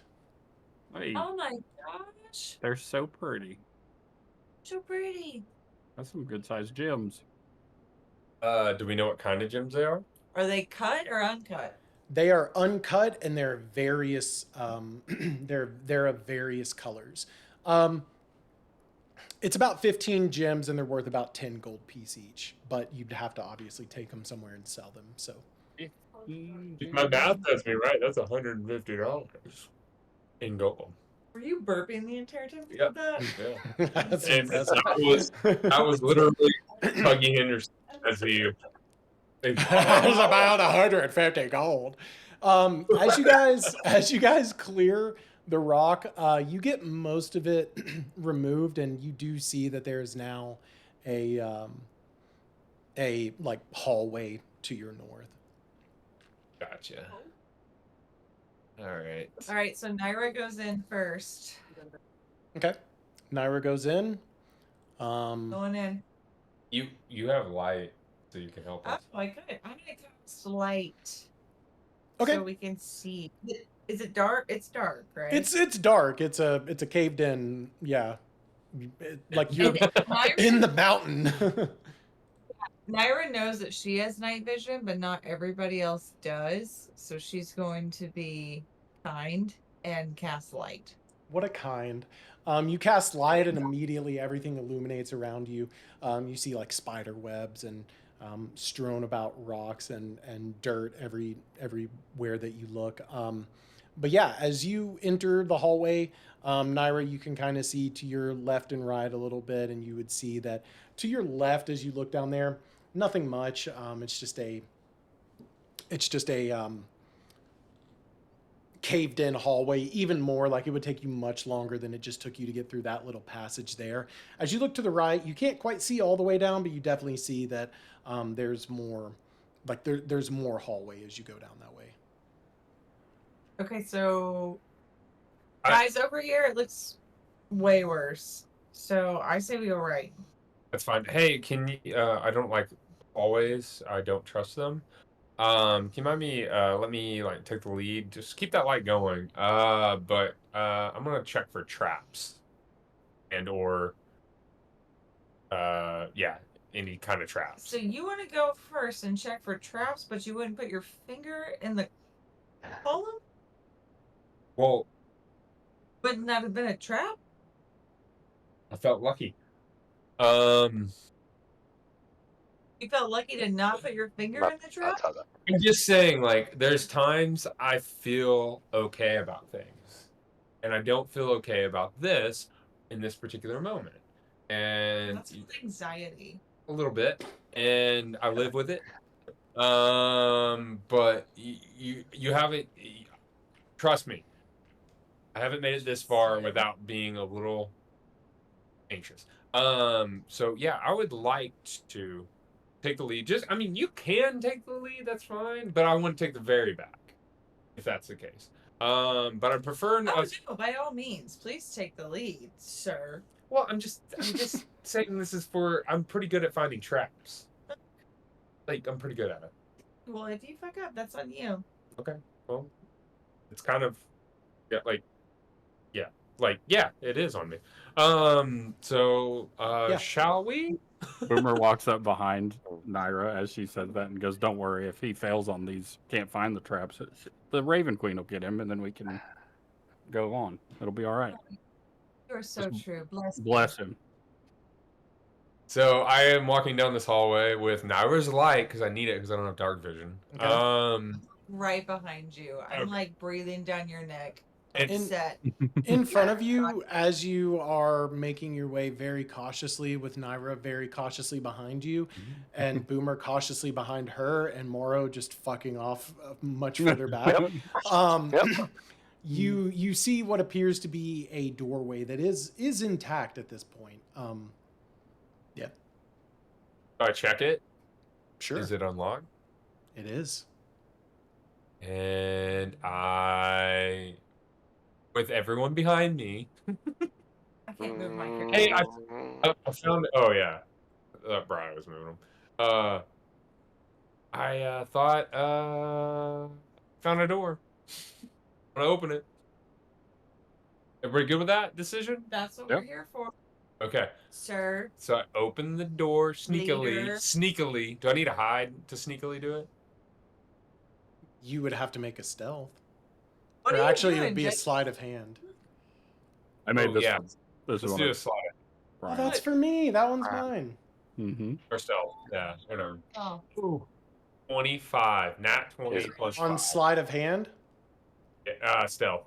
that's fine. You open this door so Yeah. quietly and so quickly and so, oh my god, that one's just pure sex. You Let me open this get- door so fucking quietly And that, look, like, it's all up. Like you can. that's cute. everybody else, like, nobody even notices that it went from being closed to open. It was that fucking smooth. Wow. And as you open it, I noticed. you see I you didn't notice. It was that smooth. The door's just open. The door was just like, you literally blink and the door is open. You're like, what the fuck? Magic door. As you look inside, do you go inside or? Yeah. Okay. Sneakily. As you sneakily go inside, you sneakily see that there are sneakily 3 small bed frames that are sneakily against the wall. But other than that, it's a pretty sneakily empty room. Are they not in here in this room for context? They're not. I don't know why they're not, but Where are they specifically at? Give us like fine. They're sneakily right here, Bed. here, and here. These are the sneaky beds. So Gotcha. sneaky you can't even see him. Look at Oh, these that's sneaky beautiful. beds. What an artist. I think this is a barracks. Were you saying that too? Ew. You don't think that would be where any kind of clergy slept? We're in a temple. Yeah, and I mean, also, what's the there's difference nobody in this room. Why are you whispering? We don't fucking know. You were nervous about more of those jellies? I'm very nervous about jellies. We don't have those doors with us anymore. Yeah, they were super helpful. I mean, they took damage, didn't they? Morbid. It's bullet sponges. True. Mister, don't wake me up if I die in my sleep. There's just 3 beds in here. And I guess, clergy. Like, is that what you call it? I don't know. I'm just thinking back to my. This is a temple, right? I would assume there would be priests here at some point. Yeah, but is it not still a barracks? So Nira is going to They could be paladins. search the room and search the beds. So Okay. I'm gonna do investigation. Yep. And I got a 19. Yeah, so the first thing that you would immediately notice is that these beds, there are 3 beds and that they're smaller.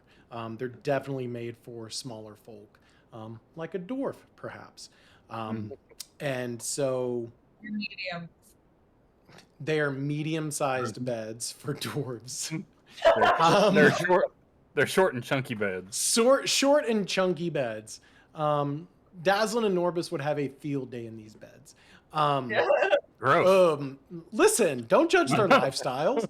Here So, comes the butt stuff. Yeah, literally. if you want to tell them about these beds later. But yeah, you would see that there are 3 beds. They're not made, they're hastily strewn, just the sheets on them. And they're very old, like tattered, and just have not been slept on in some time. Listen, Wesley Crowley Booth. These beds are obviously not something that has been slept on in a while. This is older. This is tattered. I don't think we have anything to worry about in this room. Oh, quit it. Quit it. It's fine. We see it. You like look through the beds really well. Yeah. Did you like lift the mattress up? Yes, she would have. Luker. Wait. Sorry. Luke. Come here. Come here. Is there anything else in the room besides the beds? Nope, just 3 beds. Sorry, guys. This one. You would also notice with a 19 as you investigate the area, you would notice that you can see another what appears to be partially caved in hallway. Nira. Hey, guys, I think let's see if we can get through there. I point to the hallway and I go over there and I start removing rocks. Okay. I'm laying on the bed, and as I lay them on the bed, I'm making like little statues like of people laying in the bed, and I'm gonna cover them up. Okay. You are making rock people. Yeah. You are stacking them on the 3 little beds, and they're very actually like make a performance check. Okay. Look at him. Look at him. Yeah, 6. 6. These are the most fucked up looking rock people you have ever seen. Like one of them has like a leg that appears to be coming out of its head. You can tell what she was going for, but this is some Picasso shit. It's like, yeah, it's That's not the true, right? prettiest. Because I'm an excellent drawer, but I cannot do sculptures. Boomer just looks at the sculptures and is like really kind of questioning what's going on. Yeah. Oh, they're my babies. Unironically, one of them kind of looks like Morro. Like in a weird way, just the shape of it, you're like, what the fuck? Is that Morro? Thanks. Oh, it looks like you, Morro. Grab like extra mossy rocks. So after some time of doing this, you eventually open up and you can see through a hallway. Or it is actually kind of a little vestibule, if you will. You can see straight into it, and all that you see whenever you look straight on is a partially broken wardrobe. We're done looking out the window. Go this way. Go down, maybe. Sorry, heard of. You wanna go outside? Partially broken wardrobe. Yeah. Yeah, you gotta go watch. So Boomer's in here and he like the light still kind of behind him is like Yeah. flipping up his eye patch like, does it actually work? Can I see in the dark better? He can't. He just, like, puts can't. it Yeah. in. He's like Doesn't puts it do back. anything. I just so happen to be right behind him when he does that. I'm like, what? I'm trying to see if my pirate theory works, but it ain't. What's the deal with this eye? We'll talk about it. I tried to talk to you guys about all the weird shit that's gone on in my life when we were at a bar and it was comfortable, but somebody wouldn't sit down. Yeah. Yeah, antsy Maybe. fuck. I just find that barracks in a underground temple are the best place to share things. So what? As you're now in this room, you can tell it's very, very small. It's also empty and cleared out. The only thing in there is this wardrobe. Yeah, you think Boomer taps open if it's got like a latch. He'll like Mhm. swing it, try and get it open. So you hear, and it kind of creaks open. One of the doors as you tap on the top of it, and as it does, you can see that fall out. You can see what appear to be some red leather armor sets. Again, very, very old, very sort of useless. And I kind of go, that matches your motif. A little stocky for me, I think. Also, not a fan of mold. He like picks up one of them, kind of like tattery and gross. Like, yeah, I'm not about that life. Make a history check as you pick it up and go to kind of dust it off. 15. Yeah, so you'll notice that again, these are smaller stature leather armor. Again, maybe somebody like a dwarf, but they hold small markings on them in dwarven symbols. You can tell from this. They're not necessarily armor, but heavily clothed robes. Can I identify the markings? You can try. Investigation. Like Sure. Actually, religion. A religion. Shit. Can I take the other one? Because it was not. It was and What was the other one? my plus, it's the same modifier. Like same +2. I did insight. Or no, investigation. They're both +2. But so your investigation was an 11. Yeah. With either of those rolls, you wouldn't be able to tell what those symbols are. Very Okay. lucky. Oh, I don't think I want to blow it yet. Yeah. Dwarven history is not my forte. I tended to stick to more. Fine, I'll do my Dragon. lucky. Okay. Religion again. Yeah. I feel like it might be important. Fucking A. 6. Still not. I can't roll above like double digits. Alright, well. Either these are some sort of vestments or these are cultists. So Just make an intelligence check, both of you. Morro, you can as well if you're in the room. Oh, I am wait a not. minute. Oh, nope. Boomer is grossed out by the mold. Got a 2. Intelligence? Yeah. What is that intelligence? You just roll The it. intelligence on your- button. Okay. Yeah. I'm like, what? Fucking after. Golly. What'd you roll? Freaking 3.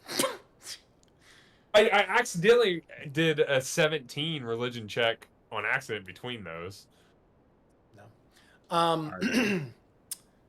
Yeah. Yeah, I mean, Sucks that you can't. Hey, su- how about Nigel? Not gonna let you do that. Sucks that you can't tell what these symbols are. What? But at this point, Nira is here, and she can roll a religion. now Yeah, we're she's playing. You Baldur's can Gate 3. you can ask Nira without any context. Nira, would you like to roll a religion check? No, we're just gonna go. Do you recognize any of this shit? Let me roll a religion.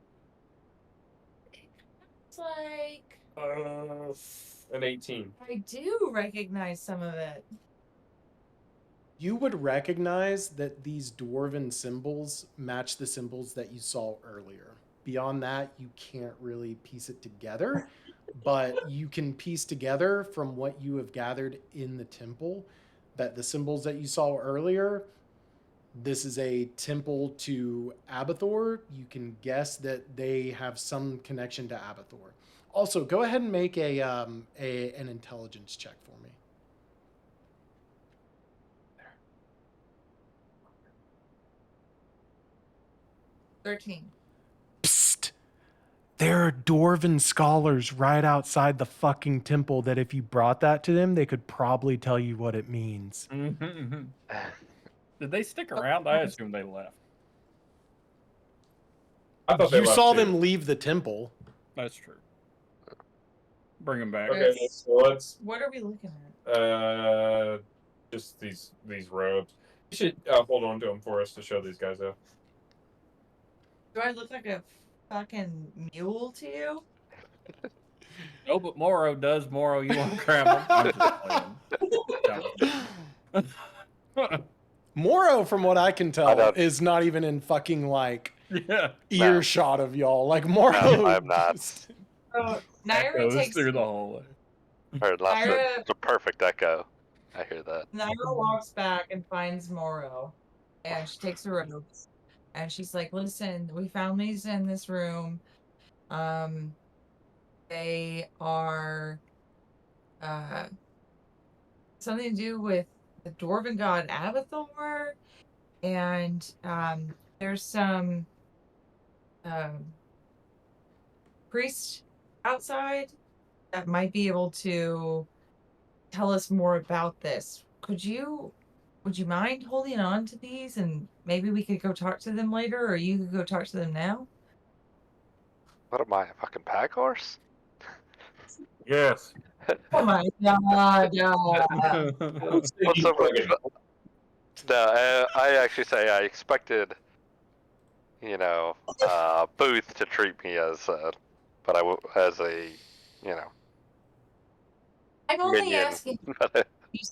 Not you. You see, I'm only asking because you seem to need space, and if space is what you need, this is the perfect opportunity. Yeah. Talk to the dwarves we talked to last night. But if you aren't comfortable with it, I will What hold the- them. Yeah. With that, I definitely appeal to that or get that reasoning. So I agree to take them and grab them from her. Okay. Oh. Raven Queen bless you. Yeah. Do you No just comment. stand there with them, or do you actually take them back over to the dwarves? No, I absolutely just stand there with them. Okay. I'm not going anywhere. Love it. Okay, back in the hallway or back in the vestibule. Back. Okay, you are back. What are y'all doing? Okay, Crowley just immediately goes through that door. Pudgy does. As you enter, you can see another hallway and another door across from it. On the other side, you can see yet another caved-in sort of area that you're going to have to move some stone. And I just look at this and I'm like, who fucking designed this place? I'm like, what is this fucking hallway for? What would you put here? Like, It's a what- Frank what- Lloyd Wright house, okay? Just fucking go with it. I'm literally just like pacing back and forth. Like, Dwarven architect Frank Lloyd Wright. All right, so you go through.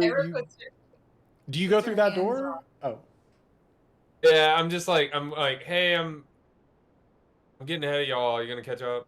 Nira puts her hands on his shoulders, and she's like, "You have to get your head together right now." To To you. oh, you're not near me. I am near you. Just because I she can does it. move. She does it. Yeah, she doesn't have to move her fucking figure. I'm like, oh. Again. What are you touching me for? Oh, I told you why. Oh, yeah, and I don't listen. And I literally go through this next door, and I'm like, are you fucking kidding me? It's another small room. This is a partially collapsed room. Here, you can actually the room is mostly, like, I would say 70% filled with rubble. Make an investigation or perception. Make a perception. Homer's gonna come stand over here and start picking up rocks. Rolled a 5. Oh, 2 plus 3. I can't roll higher than my bonus. There are sure a lot of rocks in this room. So Nira goes into that hallway where Wesley Crowley is pacing, and she just starts moving rocks. So are y'all removing rocks from inside the room, or are you removing rocks from the tunnel? I'm in that hallway where it was pacing, so I'm removing rocks from the hallway on the right side. Okay, so Is it you anyone? and okay, So you and Boomer are over there. Yeah. Pudgy's the only one in that room. Yeah, because I'm not following. I'm not following him after he refused my, Mm. encouragement. What Yeah, a dick. Okay, all right. And also, I'm sitting here like, dude, do any of you know a spell to move shit quicker? Obviously not. So, are you going back into the hallway to help them, or what are you doing? I'm not magical, homie. I got brains. I ain't got anything else. Okay, all right. I'm gonna reason with y'all. I think Morro may have had a nightmare last night, and he is really being a downer right now. Is And that why you was screaming? yeah, probably. And This guy's a fucking bummer. He's- we really could use his help. Not only is he the biggest, strongest of us all, but I'm pretty sure that SO bugbear A bugbear. that has some skills that we don't magically. I mean, just by Druid's nature and my experience, my background with folks like him, I'm vibing that he could do some like thunder wave or something to move this along quicker. But he is being an absolute buzzkill right now in terms of his emotions. So, do we have anything we could do to like maybe like cheer him up? Like, Well, I don't have any kind of way to make, males more emotionally. Hey, Pudgy, roll roll a persuasion with disadvantage. 23. They look at you with just an absolute like, shut the fuck up and help us move rocks. Listen, Wesley, if you would like to go try to talk to him, that's on you. All right, that's Help us move rocks. I'm gonna go fix something. Okay, I'll be right the fuck back. I'm gonna go give him a pep talk, and Just gonna I'm gonna be like, chuck and run. okay. So I run back to old Morro, and I'm like, bro, we got more rocks to move. We got a couple other things going. Like, what can I get you? What can I do right now to get you motivated? I don't mind him. What am I to you? Just a fucking pack horse? I was told to stand here and hold these garments. Now you want me to move rocks? Can you not do anything? Hey, man, we were all like, based on all these gods, whatever we were, born with a purpose. If you believe in that sort of thing, and No. like, okay. And you were born with like the body and mass, move big things like rocks. I'm not saying that's your sole purpose. I'm just saying you just have an advantage doing it. And like me, I'm a human. I live 75 years tops. I'm running around with elves, dwarves. I don't even know how long you fucking live. But I swear I will be dead long before any of you fucks will be. Unless I find some of these magic things out there that extend life. But I doubt it. And here's the deal. Like, I am gonna grow old. Like, I'm gonna look like Boomer in a matter of days dealing with this shit. And I kind of just like, we just need your help so we can get back to solving these big problems and this Church of Bane shit, and maybe work on your sleep apnea, and all this other stuff that you're fucking dealing with, like on a personal level. And we're not gonna do it here in this little dwarven temple, with all these rocks to move. Like, this is not the best conducive place for therapy and healing and all that other shit. So like, it's like, fuck up, little camper. What are we doing today? So glad we sent I you. ask him to go stand over to my right. Yeah. Okay. Then I'm gonna go over to him, toss all the clothes at him or whatever that I'm holding, and say, "You stand here and hold these. I'll go take care of it." Sweet, thanks. As he So walks I away, leave him there. Okay, so as you leave him there and you get back, by the time you get back, all the rocks are cleared. They're actually done. There's more Kinda little fake Morros, like stacks all over the place. Yeah, as I'm there are. walking through here, I'm like, I kind of glance. Oh yeah, for sure. I was making little sculptures out of them too as I was stacking them. Can I do another performance and see how well I did? Abso-fucking-lutely you can. Yes. I got a 17. Awesome. So back here, you are just seeing like fucking beautiful. The first room was like the It's like warm up, and back here, you are seeing a cacophony of just beautiful stone sculptures. Like, you have never seen anything as glorious as this. You're actually like a little annoyed that you weren't here to witness the creation of what is being going on behind you. Although these statues are just here. I didn't see how they got here, right? Correct. So I walk in, I'm like, what the fuck is this place? I drop all that shit that Morro gave me because I'm not carrying it, and I run back. I run back over here, and I get to the room, and I look around, and I'm like, we're finished. And then I look over, and I go, what the fuck? Shit. I see.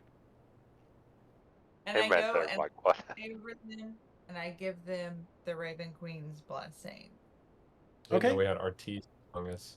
Roll, Amber, roll a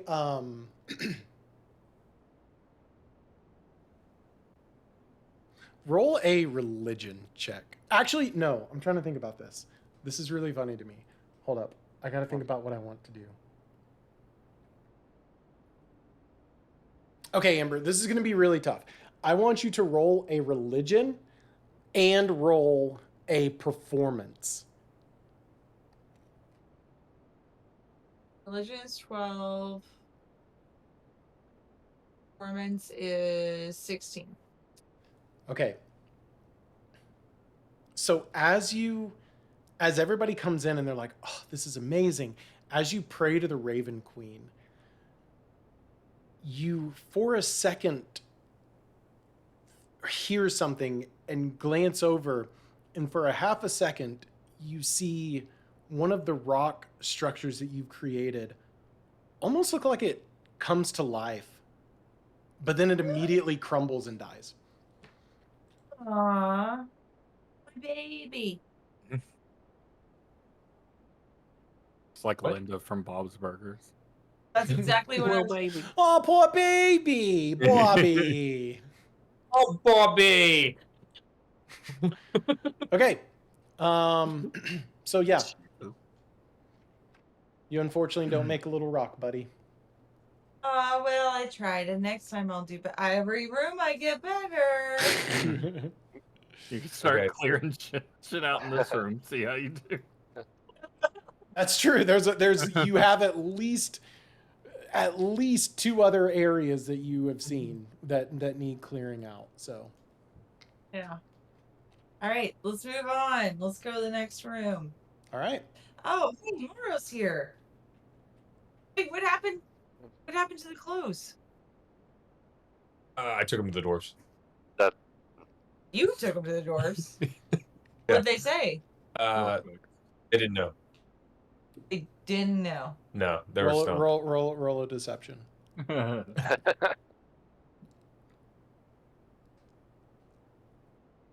fucking nat 20 plus 7. You all very much believe everything he Yeah, says. it's- God, I hate this. They didn't know anything about that.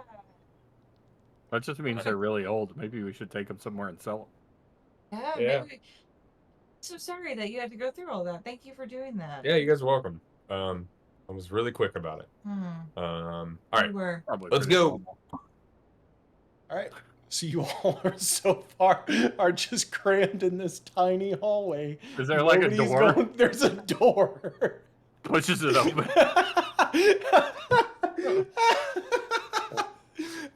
Okay, you push it through, and almost like a fucking kids movie, you all just tumble out of into this open Scooby-Doo, area. Scooby-Doo, you all Scooby-Doo tumble out into this open area, and this is actually a very large feeling room. It is a very high ceiling chamber, much like the temple way back at the very beginning. You see to the south of you a wall that is kind of caved in a bit that holds the remains of a very large statue. The statue is a dwarf with horns sticking out of it. Think like almost Loki style. As you, I look at Nira and I go, "Did you make that?" I could have. Very well could have.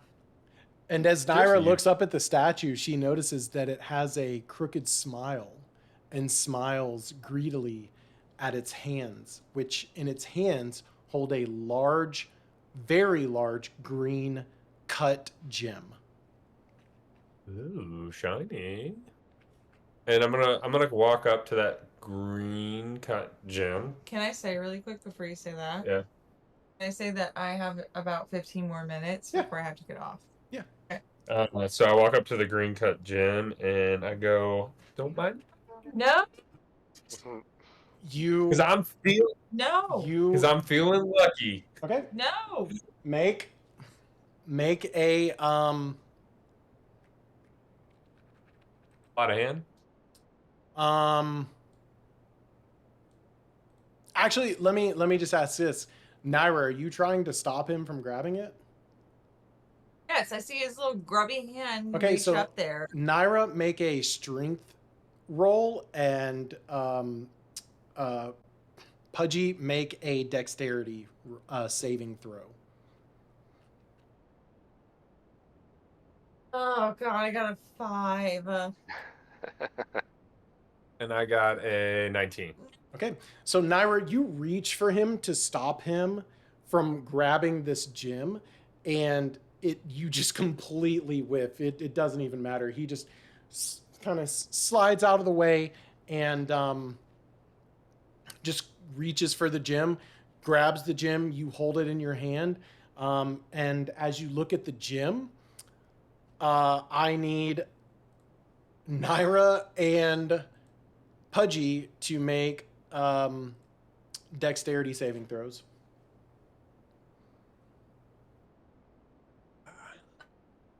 Oh yeah, you're right. 11.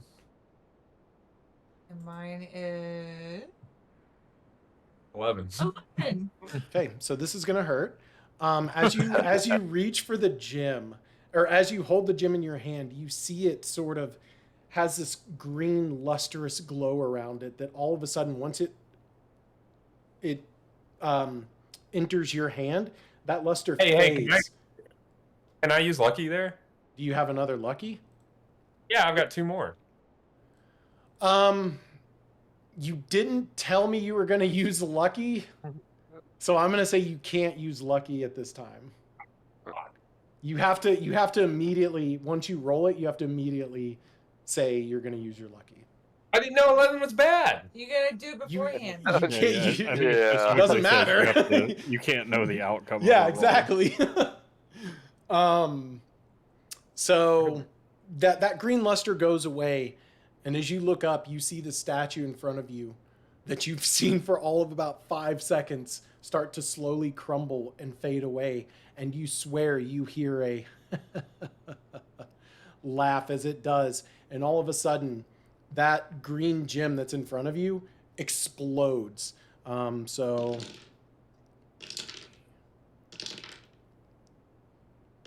What have you done? So you guys are both going to take 13 points of damage, piercing damage. Oh, fuck me. Start pulling out pieces of gems. Ow. It's on you. Yeah. It's 4. And as you look at your hand, the stone is no longer there. The gem is no longer there. Neither is the statue. Rip. So Nira, immediately cast healing word on Okay. myself. And not on Wesley. Noted. Because fuck Wesley. So let's see, I get 1d4 for each slot level above first. You get Wait, no, one it's d4 plus 2. 1d4 plus your 1d4. modifier. So you have a max of 6. You Yeah. can increase. So you can So I got cast 4. it like 3 times, or you could just cast it once. I got 4, so now I'm back up to 8. Okay. Okay. So yeah, as you do that, you all look around now. This room appears virtually untouched, but now it is just a shrine. There is no statue, no gem, nothing. It is just an empty shrine. Whoops. What the fuck? I told you not to do that. I said I was feeling lucky. Well, you obviously were not lucky. Okay, if I say I'm feeling lucky from here on out, You're just gonna grab You have that means to. I'm rolling. You have I'm to. rolling luck. If you do that, then you cannot know the outcome before you roll luck. Yeah. If you say Okay, I'm well, feeling that- lucky, I'm going to make you roll luck or roll lucky, and without like you can't. If you say I'm feeling lucky and that is like your catch, then you will have to, no matter what, roll lucky on that turn. So if you roll a nat 20, you still have to roll lucky. The way that you're just supposed to use it is if you roll like really low, regardless of if you think it's high enough, you just have to be like, I'm gonna re-roll that for luck, and then Exactly. re-roll it. So if you say, every time I say I'm feeling lucky, I'm going to roll lucky, then every time you say that, regardless of what you rolled that first time, I'm going to make you use lucky. Well, You I need felt to like I use- should have re-rolled lucky, but I didn't say it in time. So So All what right. you need to do is if you roll really low, you'll just say, I'm feeling lucky. And roll lucky. Exactly. Yes. Well, he's just in like a random conversation and says I'm feeling lucky without any rolls at all. He's got a It just triggers one. it for the next Yeah. roll It's just an immediately. immediate trigger. No, I get what you're saying, but I feel like Yeah, I'm being a little penalized, but I'm not gonna fight it. you gotta. not all. Hardcore. This is my shtick. I grab things. I'm cool. I'm fun. you're You super. blew up. You're a super fun guy. You do better than that. A You're like- statue holding green gem. You're like Thelanus in the other game. He touches Yeah. everything. He does touch We things. just found a box of gems. We found a box of them. Yeah, I got 150 of them. Well, Or no. 150 gold worth of them. Sorry. Dude, don't grab any of those specifically. We'll be all right. We got money to burn. Oh no, actually, I'm gonna grab that box from Boomer and investigate. Like, are any of these the same? Boomer, you letting him grab the box? Nah, I put that up a long time ago. Do you need it? Where did you put it? I'm It's in about my to use some bag. sleight of hand. It's like tiny. Sorry. Let's see. All right, I'm about to slight some hand. It might be up a butthole, but I You don't could- care. You could ask me. Rolls a I 2 just and hand it to you. it ends up It's so. a coffer. It's a Let me see- coffer. Hey, Boomer, let me see Coffee. that coffer. that coffee. What? That coffer. You want to look See at that that? coffer. Yeah, here. Yes. Takes Yeah, that I one. just got my hand and was blown off. I don't want it to happen again. Well, I've been shaking this thing around for like 10 minutes. It's all right. Yeah, but have you personally touched any of the gems? Yeah, I pulled them all out. I was looking at them. That's how I know there's 15 of them in there. And then I just give him like a real intense look. I know that there are 15 of them in there. Hand Yeah, it to him. I know. I can see. I can count too without touching. Okay, well, there's 15 in there.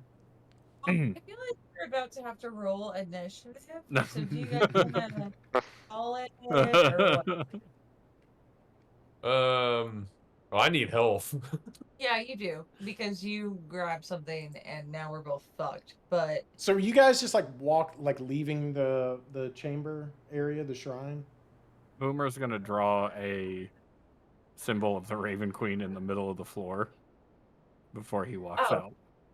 well, Okay. Nira's definitely pray over that. She can't see a symbol of the Raven Queen and not pray over it. I just keep walking. Draw. I'm gonna go back. I'm going back to the campfire.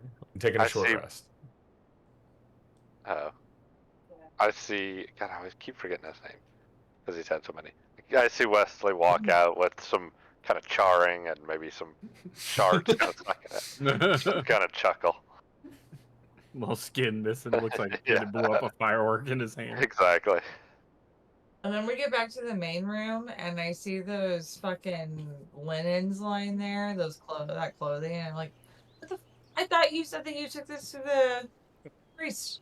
I am now. And I pick them up, and I walk to the priest. And they're sitting by our old fire. And I toss it to them in a frustrated tone, and they go, "What are these?" What are those? Wait, really quickly. So, Boomer, make a religion check. 15. Okay. So as you draw this symbol into the ground and Nira prays over it, you feel almost a And he's like, "This is why I work alone." You feel almost a gust of wind over, like, kind of leading you backwards, like, kind of turning you around almost. Yeah. Like sending me like out the door, or like sending you out of the shrine that you're currently in. Yes. Okay, I'll go almost like kind of Okay. follow it. As you get to this hallway again, you feel that same gust of wind leading you to the left. I'm following something. Y'all continue. Okay. Roll an investigation. Also, Nira's following whatever he's following because she's following him. That's fair. Damn, that one great 8. And roll a religion.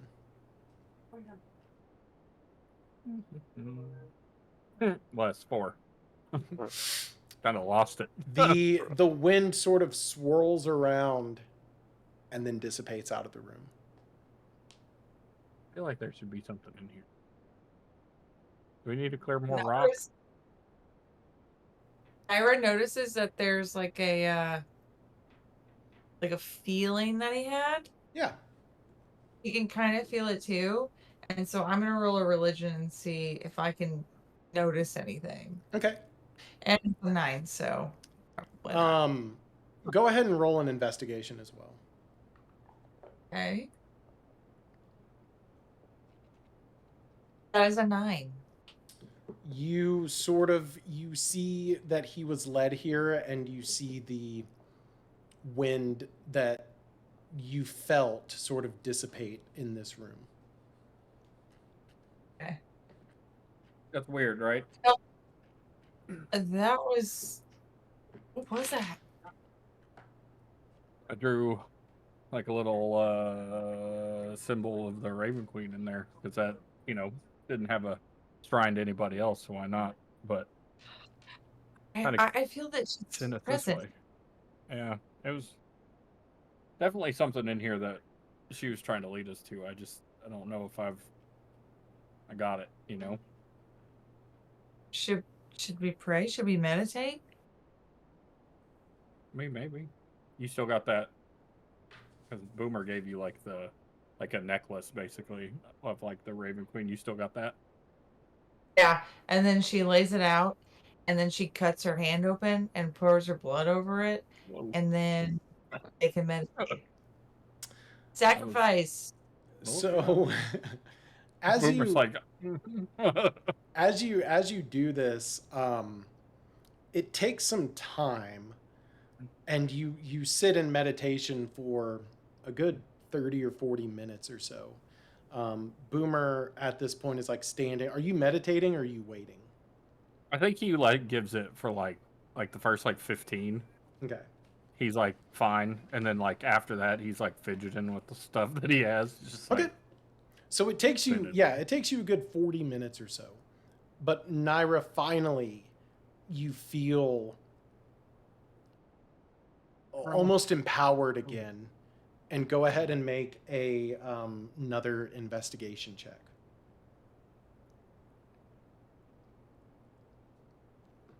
15. 17. Perfect.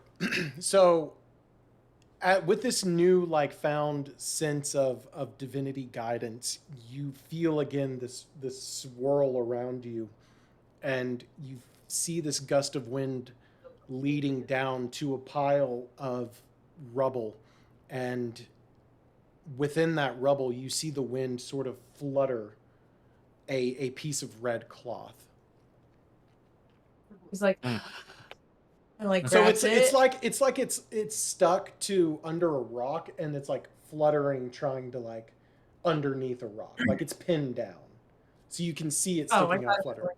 No, it's I not thought like it- funny. and you paint the colors of the wind kind of thing. Pocahontas style is what I was imagining, but that's That would have been fine. beautiful. So A bunch She of goes in- scary black raven feathers everywhere. yeah, I love that. And look at this, Boomer. Look. And then like she goes over there and she feels it, and then she like kind of like pries it out slowly without trying not to remove any of the extra fabric. You know, So that's you stuck would between the you would see as you get a little bit closer to it, and as you start to like kind of move the rock and everything, that red piece of fabric is actually part of that same kind of cloth robe that you've seen elsewhere. You would oh, so somebody buried in the rock. yeah, and as you start to like kind of pick up some of the rocks and move them out of the way, you would see the remains of a small dwarven skeleton, kind of clad Medium. holding with these robes. Medium dwarf in these robes. This one actually has it on, and you can see that this skeleton actually they're wearing the same leather armor robe that was you found previously, but you notice that the hand is clutching something that sort of glimmers every time you kind of move around. It sort of glimmers in the light. So Nira was like, Boomer, come look. Mm-hmm. You see that hand? Yep. I'm gonna try to get that out. Okay. And so she's like, pries it. What do I need to roll? No, you're good. You pry open the hand, and inside of the hand, you see a small necklace with a large green gem on it, and a silver chain. And above the gem, in the silver kind of etching housing of this gem, you see a dwarvish inscription above it. Oh my god. No. This is so scary. And this is like Wesley would touch this, but I would never touch this. I'm so scared. I'm gonna go grab him. Okay. But As she I leaves, run out. Boomer picks it up. I run out. I go grab Wesley. There's a scary gem in there, and it's got dwarvish on it. Can you come in here and read it? No. As you go out and do that, Boomer is back in this room, and he's touching. He just like as you leave, he just picks up the necklace directly and just looks at it. And it's a necklace. The gem is on the necklace. Why won't you come read it? I don't like. I'm just. It's got a gym. You wanted that other gym so bad, and you won't come look at this gym? Yeah, well, I don't want to blow myself up again.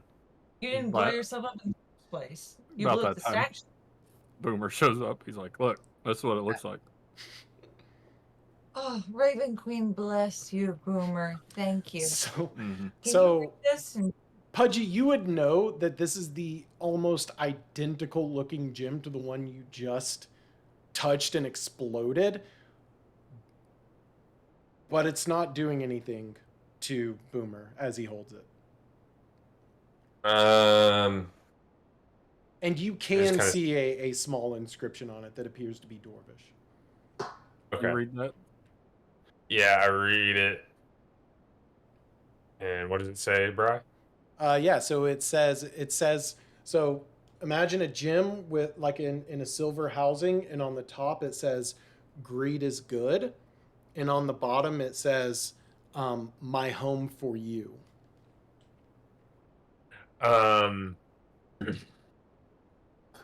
I say that it says that. I say that for those that find this, go no further.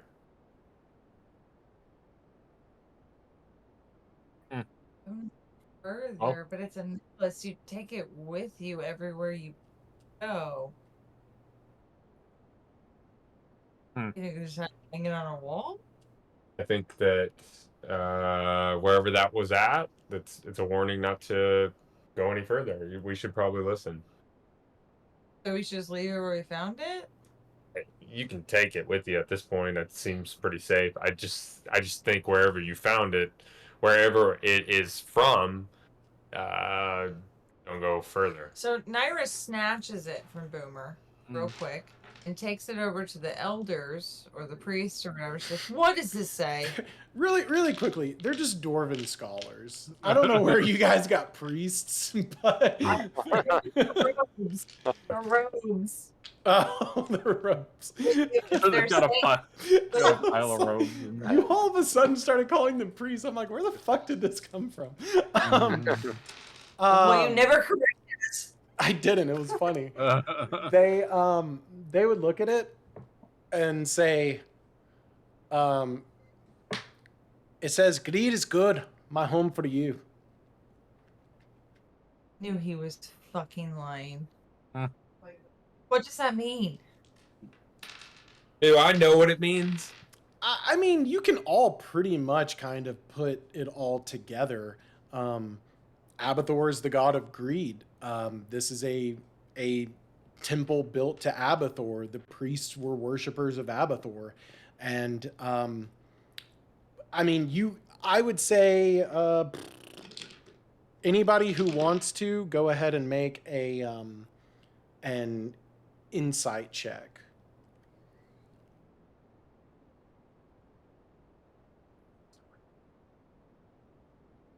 Fucking 9. 13. Okay. Nira, you would actually put this together. You're the only one that puts this together from the rest of your group and even the dwarves. The dwarves would look at you and say, greed is good. That's Abbathor, the dwarven god that this temple must be connected to. I'm not sure what my home for you means. And Nira, you would know, or you would gather from piecing everything that the my home for you is written on the silver sort of casing that this gem is in. The stone, you were close enough to Pudgy whenever he grabbed the stone previously. It did not have an encasing around it, and so you're kind of guessing that this silver necklace that it lies on is the home for the gem of Abbathor. Okay, so then she just says, thank you so much for your honesty, and thank you for your help. And then she puts it in her pocket. Okay. Nira, you can go ahead and add Gem of Abbathor necklace to your inventory. It has no special. It's not magical in any way, but it is worth 70 gold. And that's you would also know based on, because you're the only one that was able to understand the inscription, you would know that if the gem is removed, it will explode. Oh, okay. Guys got a thing for green exploding gems. Yeah. Okay, I gotta get off here, you guys. Yeah. Mm-hmm. So yeah, you all make your way back out. It's like midday. I think you had mentioned short rest. So you all are back kind of exactly where you started today, over at the campfire with the dwarves. This time you can see that the dwarves are kind of starting to pack up a little bit. They have been getting their stuff together. They now have the remains of their fallen friends. And the last thing that they say as they're getting ready to leave is, we appreciate your help. Give us a few days. Let us get back to our class and turn this stuff in. Let them know what happened to our brethren. We'll meet you in Phandalin afterwards, but Godspeed, and thank you for helping us put these folks to rest. Glad we could bring a Thank little closure. And with that, you And- see Dazzlin and Norbus begin to make their way out of the camp.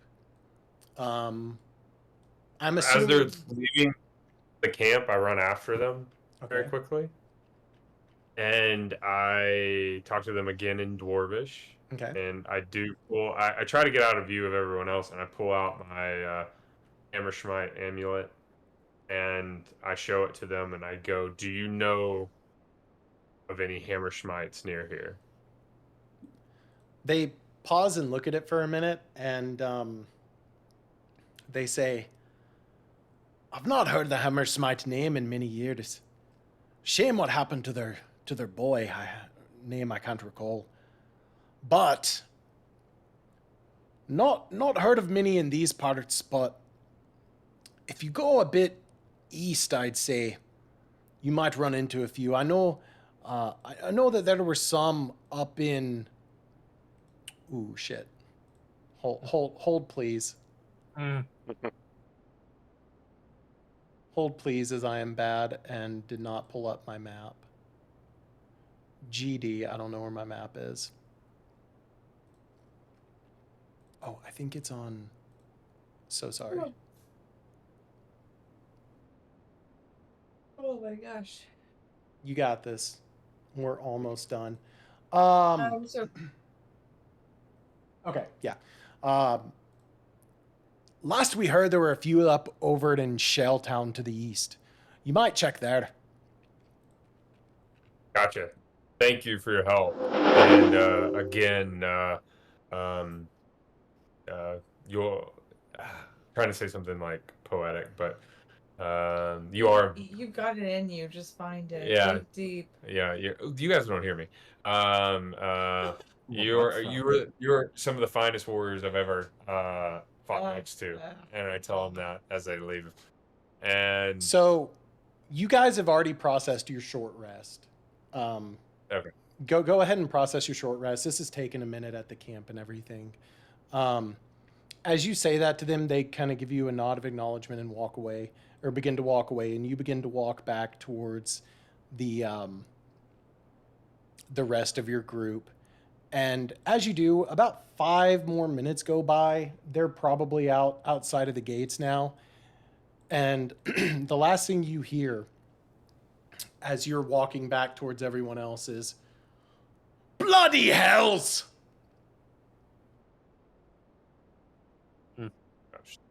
And Yeah, that I is was where wa- we'll end it. I was gonna go back and start picking up my rock. Mm.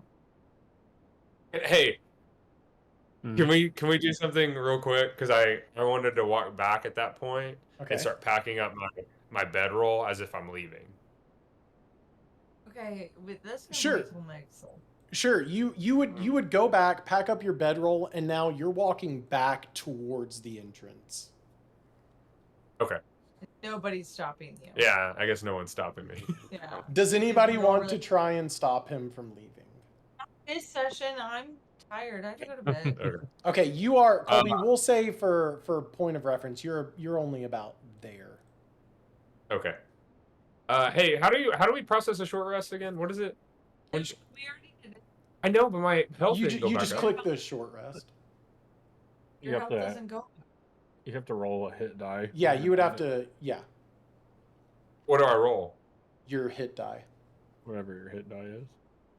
What is our hit die? So you can roll. There's a little button underneath it. Yeah. Once you click short rest, the little tube box, or however Oh, many. yeah. Just click one of those. Yeah, right? so you basically you can restore your hit. You get as many hit die as your current level. So you can restore up to that much. No, and- you can't do. You can do 2 short rests in a day, so you could. You can burn both of them. in Yeah, one. you can burn both at the same time. Wait, where does it tell me what I got? You're right. That's not it. You have to click it underneath it. So when you click the 2, and then you click the Yeah. thing underneath it. Click both of them? Or whatever right. you want. If you want one, click one, and then click the box underneath it. Gotcha. Take click. short rest. And then And take then short click rest. confirm. Shit. Not giving me the. No, it's not doing anything. Okay. Thanks for So- playing, guys. I was. You said. Thank you, You guys have a good Amber. Colby, Yeah. I'll just let you regain 10 hit points. That's 2 4s at +2. Okay. What about me? Did it work for Sure. you? Did you try it as well? Here. There it goes. Okay. Yeah, I'll roll it. There you go. Yep. Okay. So you got. 5. Right. All right. Bye, buddies. Bye, guys. There you go. Peak performance. Hilarious. Good stuff. Oh. It was Yeah, fun. that was a good one. Oh, yeah. Yeah. You made me GGs. really remember some things. You started naming people. I was like, shit, I should know that. I tried to help you out, give you some Yep. context. Oh, yeah, clues. you definitely, yeah. Threw in some Perfect. stuff that you probably weren't expecting, but hey, Yeah, you definitely threw me off for some of that. So it's like, had to give them some more motivation, you know. yeah, Yeah, awesome. Good job tonight. That was fun. no, that was good. You guys It was fun. finally got through the temple. Yeah. Did we, though? A lot of Still rock up. movement. You're outside of the temple, sure. Alright. I would say you You're just cleared it. concerned with that potential extra hallway that's there. Yeah. Oh. I mean, I didn't say you explored everything in the temple, but you definitely Yeah. got out of it. You're alive For now. for now. Oh man. I have a feeling our little scholar buddies are not just like saying dang it for because they dropped something. I should probably write that down in my notes. I'm so bad at the last part I have of my notes is when I went to sleep. I hear go find aid. God. So I'm a little behind. That is pretty much going to do it, though. My last note is literally just like we left on a cliffhanger. Thank you guys for anyone that stopped by and appreciate it. And we will see you next time for episode 6.